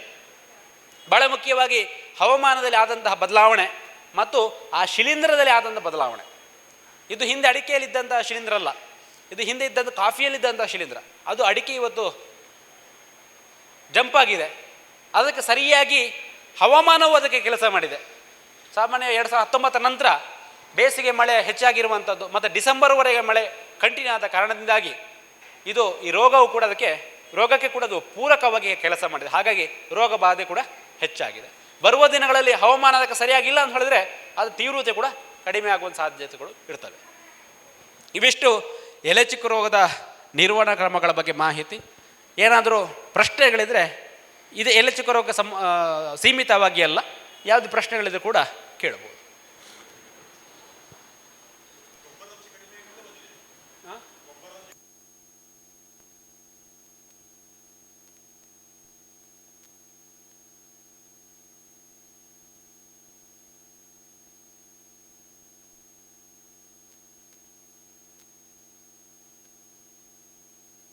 ಸಣ್ಣ ಪ್ರಾಯದ ತೋಟಗಳಲ್ಲಿ 10ರಿಂದ 12 ವರ್ಷಗಳ ತೋಟಗಳಲ್ಲಿ ಎಲ್ಲೆಲ್ಲಿ ಸಿಂಗಾರ ಒಣಗೋ ರೋಗ ಇದೆಯೋ, ಎಲೆ ಚಿಕ್ಕ ರೋಗ ಇದೆಯೋ ಅಂತಹ ತೋಟಗಳಲ್ಲಿ ಮರದ ಕೆಳಭಾಗದ 1-2 ಸೋಗೆಗಳನ್ನು ಕತ್ತರಿಸಿಗುವಂಥದ್ದು, ಸಿಂಗಾರದ ರೋಗ ಇರುವುದರಲ್ಲಿ ಒಣ ಸಿಂಗಾರವನ್ನು ತೆಗೆಯುವಂಥದ್ದು, ಇದು ಬಹಳ ಮುಖ್ಯ. ಕಾಲಿಗೆ ಮುಳ್ಳು ಚುಚ್ಚುವಾಗ ಮುಳ್ಳು ತೆಗೆಯದೆ ಮುಲಾಮು ಹಚ್ಚುವವರಿದ್ದಾರಾ? ಹಾಗೆ ಮಾಡಿದರೆ ಶಾಶ್ವತವಾಗಿ ಸಮಸ್ಯೆ ಪರಿಹಾರ ಆಗುವುದಿಲ್ಲ. ಸಮಸ್ಯೆ ನಿಮಗೆ ತಾತ್ಕಾಲಿಕ ನೋವು ಶಮನ ಆಗ್ಬೋದು, ಬಿಟ್ಟರೆ ಶಾಶ್ವತ ಪರಿಹಾರ ಆಗುವುದಿಲ್ಲ. ಹಾಗೆ ತುಂಬ ರೋಗ ಇರುವಂತಹ ಎಲೆಗಳನ್ನು ಒಣಗಿದ ಸಿಂಗಾರವನ್ನು ಮರದಲ್ಲಿ ಬಿಟ್ಟರೆ ನಿಮಗೆ ಸೋಂಕು ಹಾಗೆ ಉಳ್ಕೊಳ್ತದೆ. ಅದನ್ನು ತೆಗೆದು ಸಿಂಪಡಣೆ ಮಾಡಿದರೆ ಪ್ರಯೋಜನ ಹೆಚ್ಚು. ಹಾಗಂತೇಳಿ ದೊಡ್ಡ ಮರಗಳಲ್ಲಿ ಇವು ಸುಲಭ ಅಲ್ಲ. ಹಾಗಾಗಿ 10ರಿಂದ 12 ವರ್ಷಗಳಲ್ಲಿ ಪ್ರಾಯದ ತೋಟಗಳವರೆಗೆ ಕಡ್ಡಾಯವಾಗಿ ಒಣಗಿದ ಸಿಂಗಾರವನ್ನು ತೆಗೆಯುವಂಥದ್ದು ಮತ್ತು ತುಂಬ ಎಲೆ ಚುಕ್ಕ ರೋಗ ಬಂದಂಥ ಎಲೆಗಳನ್ನು ಕತ್ತರಿಸಿ ತೆಗೆಯುವಂಥದ್ದು ಬಹಳ ಮುಖ್ಯ. ಈ ವಿಧಾನವನ್ನು ಮಾಡಿದರೆ ನಮಗೆ ಪ್ರಯೋಜನ, ಸೋಂಕರು ತುಂಬ ಕಡಿಮೆ ಆಗ್ತದೆ. ನಂತರ ಒಂದು ಸಿಂಪಡಣೆ ಸಾಕು. ಈ ರೀತಿ ಕ್ರಮಗಳನ್ನು ಮಾಡಿದ ತುಂಬ ಕೃಷಿಕರಲ್ಲಿ ರೋಗ ಹತೋಟಿಗೆ ಬಂದಿದೆ. ಬರುವ ವರ್ಷ ಮರ ರಿಕವರಿ ಆಗಿದೆ. ಬೇರೆ ಪ್ರಶ್ನೆ ಉಂಟಾ?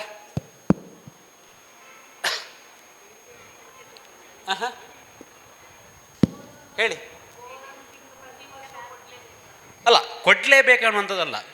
ಕೆಲವೊಂದು ಸಾಕಷ್ಟು ತೋಟಗಳ ಅದರ ಕೊರತೆ ಇದೆ. ನಾನು ಆ ಕೊರತೆಯ ಲಕ್ಷಣಗಳನ್ನು ಹೇಳಿದ್ದೇನೆ. ಸತುವಿನ ಕೊರತೆ ಕಡಿಮೆ ಆದರೆ ಕಡಿಮೆ ಆದರೆ ಏನಾಗ್ತದೆ ಅಂತ ಹೇಳಿದರೆ ಕುಬೆ ಒಂದು ಕಡೆ ಬಾಗುವಂಥದ್ದು, ಗಂಟು ಅಂತ ಓರೆ ಹೋಗುವಂಥದ್ದು, ಎಲೆ ಸೈಜ್ ಕಡಿಮೆ ಆಗುವಂಥದ್ದು, ಇದು ಸಾಮಾನ್ಯವಾಗಿ ಸತುವಿನ ಕೊರತೆಯ ಲಕ್ಷಣ. ಆದರೆ ಬೆಳೆಗಳಲ್ಲಿ ಹೇಗಿರ್ತದೆ ಅಂತ ಹೇಳಿದರೆ ಹಿಡನ್ ಹಂಗರ್ ಅಂತ ಹೇಳ್ತಾರೆ. ಹಿಡನ್ ಹಂಗರ್ ಅಂತ ಹೇಳಿದರೆ ಈಗ 1 ಗಂಟೆ ಆಗಿದೆ, ಹೊಟ್ಟೆ ಸ್ವಲ್ಪ ಚೂರು ಅಂತ ಇದೆ.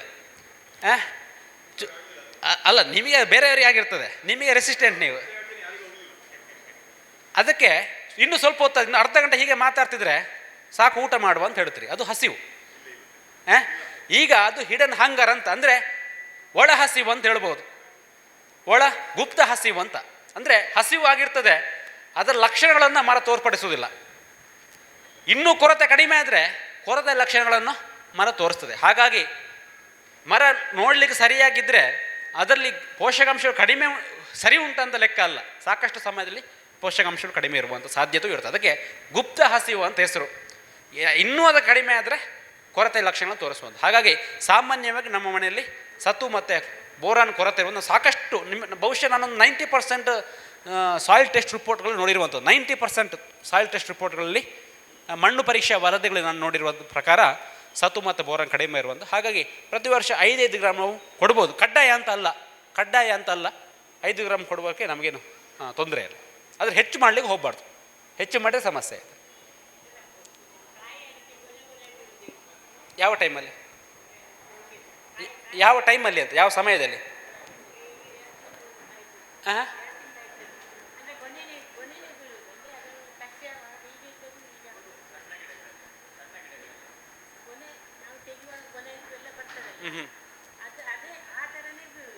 ಅಲ್ಲ, ಅದು ಕಾಂಡ ದಪ್ಪ ಉಂಟಾ? ಸಣ್ಣ ಪ್ರಾಯದಲ್ಲ, ಅದು ನೈಟ್ರೋಜನ್ ಅಂಶ ಜಾಸ್ತಿ ಇರ್ಬೋದು ಅವರಲ್ಲಿ. ನೈಟ್ರೋಜನ್ ಅಂಶ ಜಾಸ್ತಿ ಇದ್ದರೆ ಕಾಂಡ ದಪ್ಪ ಬೆಳೀತದೆ, ಮತ್ತು ಆ ಅಟ್ಯಾಚ್ಮೆಂಟ್ ಏನಿದೆ ಅದು ತುಂಬ ಸ್ಟ್ರಾಂಗ್ ಆಗಿರುವುದಿಲ್ಲ. ಅದು ಸಾಮಾನ್ಯವಾಗಿ ಗೊನೆ ಅದು ಬೀಳುವಂಥದ್ದನ್ನು ನೋಡ್ತೇವೆ. ಮರ ಪ್ರಾಯ ಹೆಚ್ಚಾದಾಗೆ ಸರಿಯಾಗ್ತದೆ. ಮತ್ತು ನೀವು ಯೂರಿಯಾ ಅಂಶ ಕೊಡೋದಿದ್ದರೆ, ಈ ಕಾಂಪ್ಲೆಕ್ಸ್ ಕೊಡೋದಿದ್ದರೆ ಸ್ವಲ್ಪ ಕಡಿಮೆ ಮಾಡಬೇಕು. ಪೊಟ್ಯಾಷಿಯಮ್ ಸ್ವಲ್ಪ ಸಫಲ ಅದು ಹೇಳಿದ್ದು ನಾನು. ಇದು ನಿಮಗೆ ಸಂಯುಕ್ತ ಗೊಬ್ಬರಗಳು, ಅದನ್ನು ಕಡಿಮೆ ಮಾಡಬೇಕು. ಪೊಟ್ಯಾಷ್ ಬಗ್ಗೆ ಒಮ್ಮೆ ಪಿಂಗಾರ ಬರಲಿಕ್ಕೆ ಸ್ಟಾರ್ಟ್ ಆದ ನಂತರ ಪೊಟ್ಯಾಷ್ ಬಹಳ ಮುಖ್ಯ. ಸಣ್ಣ ಪ್ರಾಯದಲ್ಲಿ ತುಂಬ ಬೇಕಂತಿಲ್ಲ, ಅದು ಪ್ರಾಯ ನಿಮಗೆ ಸಿಂಗಾರ ಬರಲಿಕ್ಕೆ ಸ್ಟಾರ್ಟ್ ಆದ ನಂತರ ಬಹಳ ಮುಖ್ಯ ಪೊಟ್ಯಾಷ್ ಬೇಕು. ಪೊಟ್ಯಾಷ್ ಸ್ವಲ್ಪ ಜಾಸ್ತಿ ಮಾಡಬೇಕು. ನಾನು ಬೆಸ್ಟ್ ಸಜೆಷನ್ ಅಂತ ಹೇಳಿದ್ರೆ ಯೂರಿಯಾ ಹಾಕೋ ಪೊಟ್ಯಾಷ್ ಕೊಡಿ, ಪೊಟ್ಯಾಷಿಯಮ್ ಸ್ವಲ್ಪ ಜಾಸ್ತಿ ಮಾಡಿ ಕೊಡಿ, ಸರಿಯಾಗ್ತದೆ. ಮತ್ತು ನಿಮಗೆ ಸ್ಲರಿ ಬಿಡುವಲ್ಲಿ ಜಾಸ್ತಿ ಹಟ್ಟಿ ಗೊಬ್ಬರ ಬಳಕೆ ಮಾಡೋದು ಕೂಡ ಈ ಸಮಸ್ಯೆ ಬರ್ತದೆ. ಕಾಂಡ ದಪ್ಪ ಬರುವುದು, ಟೈಟಾಗಿ ಅದು ಮರಕ್ಕೆ ಅಂಟ್ಕೊಳ್ಳೋದಿಲ್ಲ, ಅದು ಮತ್ತೆ ಬೀಳ್ತದೆ. ಪೊಟ್ಯಾಷ್ ಅಂಶ ಕೊಟ್ಟರೆ, ಸುಣ್ಣದ ಅಂಶ ಕೊಟ್ಟರೆ ಸರಿ ಆಗ್ತದೆ. ಅದು ಗೊತ್ತಾಯ್ತು ನನಗೆ.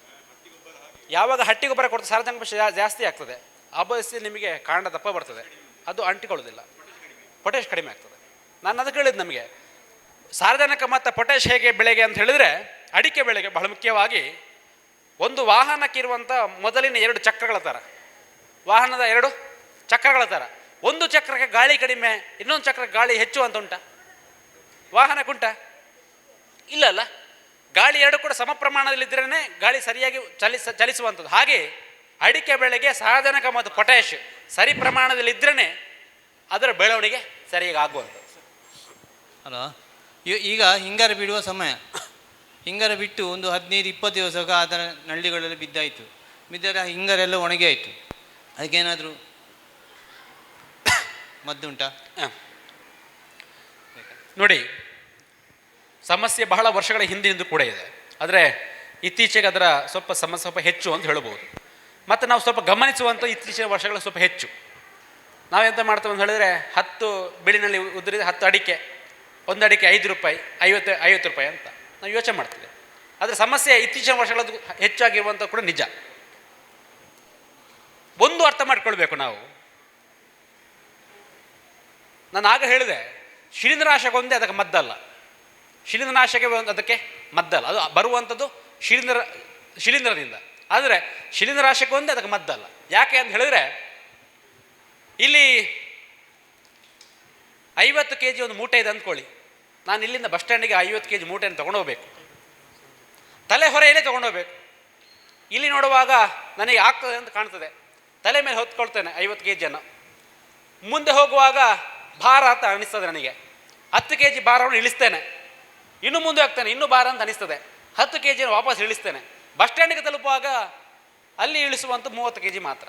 ಹಾಗೆ ಎಲ್ಲ ಬೆಳೆಗಳು ಕೂಡ ಹೆಚ್ಚು ಹೂವನ್ನೇ ಉತ್ಪಾದಿಸುವಂಥದ್ದು. ಯಾಕೆ ಅಂತ ಕೇಳಿದರೆ ನಮಗದು ಬೆಳೆ. ಅಡಿಕೆಗೆ ಹೂವೇನು, ಏನದು ಸಂತಾನೋತ್ಪತ್ತಿ. ಎಲ್ರೂ ನಾವು ಹೇಗೆ ನಮ್ಮ ಸಂತಾನ ಅಭಿವೃದ್ಧಿ ಆಗಬೇಕಂತ ನೋಡ್ತೇವೋ, ಎಲ್ಲ ಬೆಳೆಗಳು ಎಲ್ಲ ಸಸ್ಯಗಳು ನೋಡುವಂಥದ್ದು ಹಾಗೆಯೇ ಅವುಗಳ ಸಂತಾನ ಅಭಿವೃದ್ಧಿ ಆಗಬೇಕಂತಲೇ ನೋಡ್ತವೆ. ಹಾಗಾಗಿ ಹೂವನ್ನು ಕೂಡ ಹೆಚ್ಚು ಬಿಡ್ತದೆ. ಆದರೆ ಒಂದು ಹಂತದಲ್ಲಿ ಅದಕ್ಕೆ ಕೂಡ ಗೊತ್ತಾಗ್ತದೆ, ಇಷ್ಟೊಂದು ಹೂವನ್ನೆಲ್ಲ ನಾನು ಕಾಯಿಯಾಗಿ ಪರಿವರ್ತನೆ ಮಾಡಿದರೆ ನನ್ನ ಶಕ್ತಿಯಲ್ಲಿ ಅದಕ್ಕೆ ಹೋಗ್ತದೆ, ಬೆಳವಣಿಗೆ ಆಗುವುದಿಲ್ಲ ಅಂತ ಅಂದ್ಕೊಳ್ತದೆ. ಕಾಯಿಯನ್ನು ಉದುರಿಸುವಂಥದ್ದು ಇದೆ. ಅದಕ್ಕೆ ಸೆಲ್ಫ್ ಶೆಡ್ಡಿಂಗ್ ಅಂತ ಹೆಸರು. ಇದು ಒಂದು ಕಾರಣ.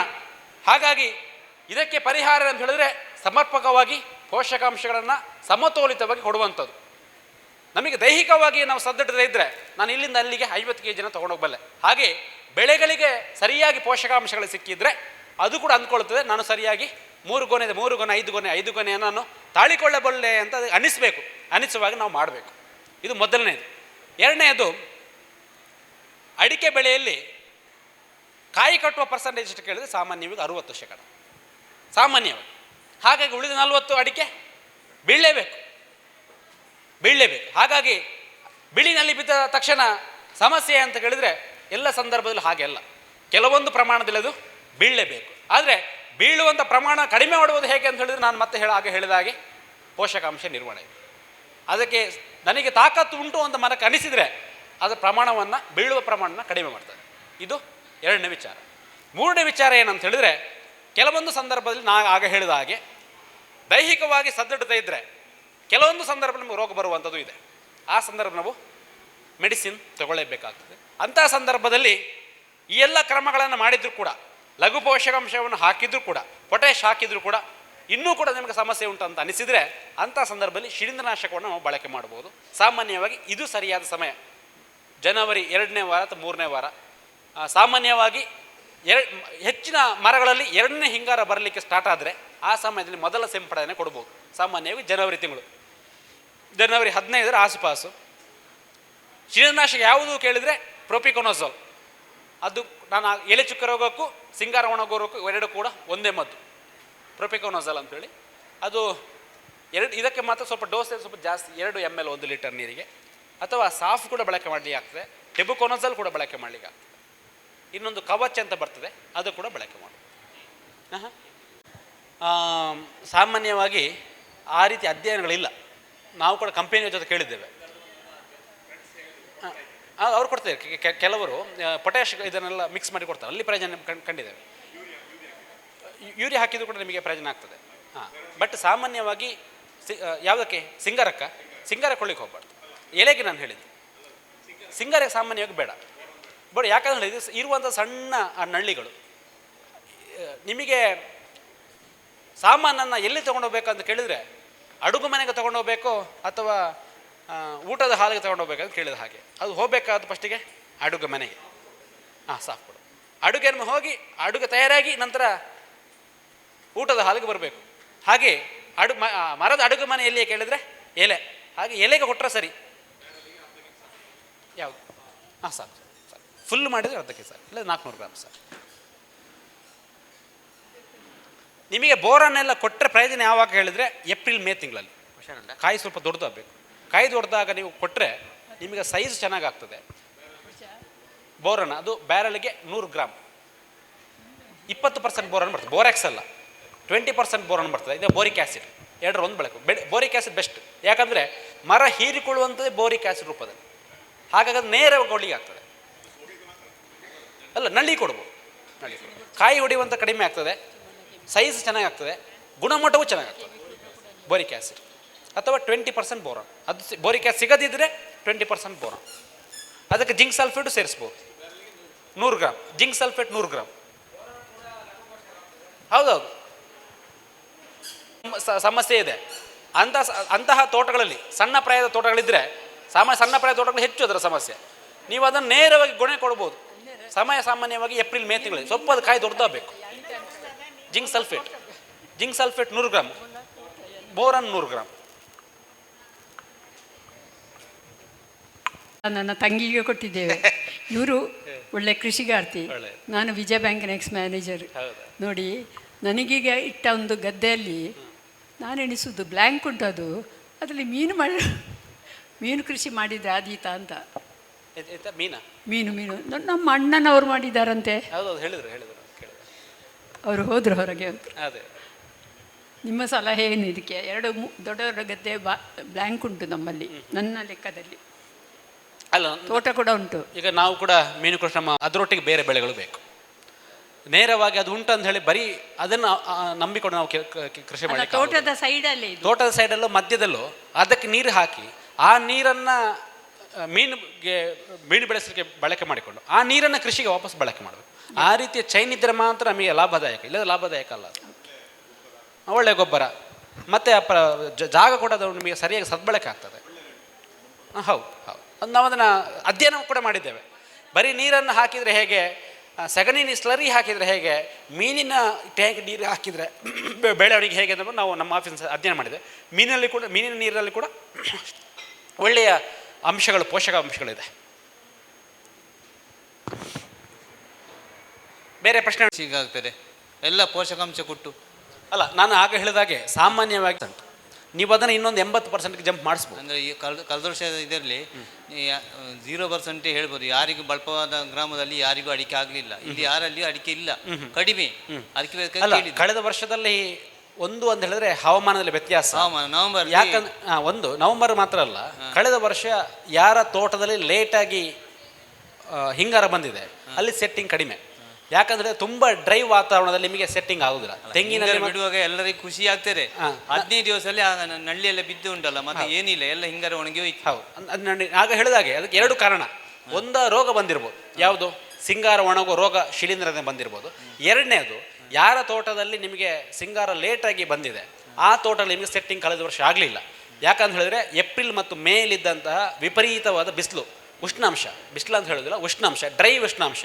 ಸಾಮಾನ್ಯವಾಗಿ ನಿಮಗೆ ಗಾಳಿಯಲ್ಲಿ ತೇವಾಂಶ ಹೆಚ್ಚಿದ್ರೆ ನಿಮಗೆ ಸೆಟ್ಟಿಂಗ್ ಪರ್ಸೆಂಟೇಜ್ ಹೆಚ್ಚು ತೆಂಗಲ್ಲಿ ಮತ್ತು ಅಡಿಕೆಯಲ್ಲಿ. ನನಗೆ ಗೊತ್ತಿದ್ದಾಗೆ ಸಾಮಾನ್ಯ ಈ ಬಳ್ಪ ಬೈಲಲ್ಲಿ ಉಂಟಲ್ಲ, ಎಲ್ಲರಿಗೂ ಮೈದೂತು ಹೈಯೆಸ್ಟ್ ಸ್ಪ್ರೇ ಆಗಿದೆ. ಆದರೆ ಮಳೆಗಾಲದಲ್ಲಿ ವಿಪರೀತ ಬಿಸಿಲು ಬಂತೊಮ್ಮೆ 1 ತಿಂಗಳು 8 ತಿಂಗಳಲ್ಲಿ, ಅದರಲ್ಲಿ ಎಲ್ಲರಿಗೆ ದೊಡ್ಡ ದೊಡ್ಡ ನಳ್ಳಿ ಇಟ್ಟು ಇಲ್ಲ, ಹೆಚ್ಚಿನವರಿಗೆಲ್ಲ ಅಲ್ಲಲ್ಲ, ಅದು ಸಮಸ್ಯೆಗಳು ಬೇರೆ. ನಾನು ಹೇಳ್ತೇನೆ, ಕೂತ್ಕೊಳ್ಳಿ ಹೇಳ್ತೇನೆ. ಅಂದರೆ ನಾನು ಹೇಳಿದ ನಿಮಗೆ ಸ್ವಲ್ಪ ಅರ್ಥ ಆಯ್ತು ಅಂತ ಕಾಣ್ತದೆ. ಬೇಸಿಗೆಯಲ್ಲಿ ನಾವು 2 ಭಾಗಗಳನ್ನು ಮಾಡ್ಕೊಳ್ಬೋದು.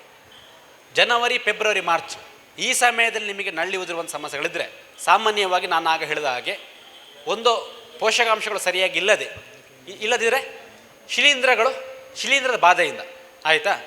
ಏಪ್ರಿಲ್ ಮತ್ತು ಮೇಲಿ ನಮಗೆ ಕಳೆದ ವರ್ಷ ಆದ ಸಮಸ್ಯೆ ಅಂತ ಹೇಳಿದ್ರೆ ಡ್ರೈ ವಾತಾವರಣ, ಗಾಳಿಯಲ್ಲಿ ತೇವಾಂಶ ಬಹಳ ಕಡಿಮೆ ಇತ್ತು. ಹಾಗಾಗಿ ತೆಂಗಲ್ಲಿ ಮತ್ತು ಅಡಿಕೆಯಲ್ಲಿ ಕಳೆದ ವರ್ಷ ಸೆಟ್ಟಿಂಗ್ ಬಹಳ ಕಡಿಮೆ.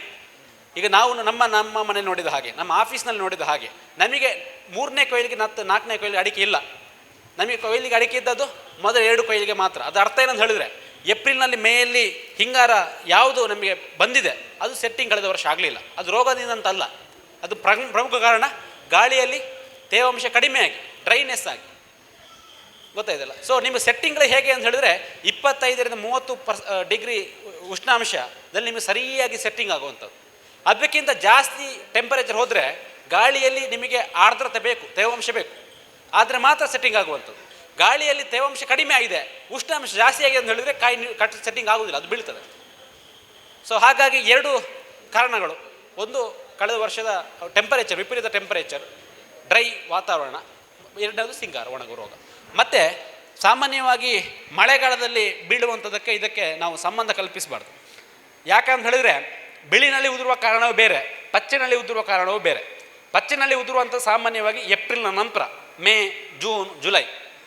ಇದು ಸಾಮಾನ್ಯವಾಗಿ ಅದಕ್ಕೆ ಕಾರಣ ಏನಂತ ಹೇಳಿದ್ರೆ ಒಂದು ಪೆಂತಿ ಕೀಟ ಅಂತ, ಒಂದು ರಸ ಹೀರುವಂಥ ಕೀಟ.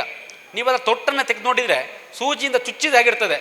ಒಳಗೆ ಕಟ್ ಮಾಡಿ ಒಳಗೆ ನೋಡಿದರೆ ಸ್ವಲ್ಪ ಅದರ ಬೊಡ್ಡು ಸ್ವಲ್ಪ ನಿಮಗೆ ಬ್ರೌನ್ ಕಲರ್ ಆಗಿರ್ತದೆ, ಕಾಫಿ ಕಲರ್ ಆಗಿ ಬದಲಾವಣೆ ಆಗಿರ್ತದೆ. ಅಂದರೆ ಆ ಚುಚ್ಚಿದ ಜಾಗದಲ್ಲಿ ಮಾತ್ರ, ಬೇರೆ ಕಡೆ ಇಲ್ಲ. ಸೊ ಅದಕ್ಕೆ ಪೆಂತಿ ಕೀಟ ಅಂತೇಳಿ. ಪೆಂತಿ ಕೀಟ ಅಂತ ಹೇಳಿದ್ರೆ ಅದರ ಬಾಯಿಯನ್ನು ಒಳಗೆ ಸೇರಿಸಿ ರಸ ಹೀರ್ತದೆ. ರಸ ಹೀರಿದಾಗ ಅದರ ಒಳಗೆ ನೀರಿನಾಂಶ ಕಡಿಮೆ ಆಗ್ತದೆ.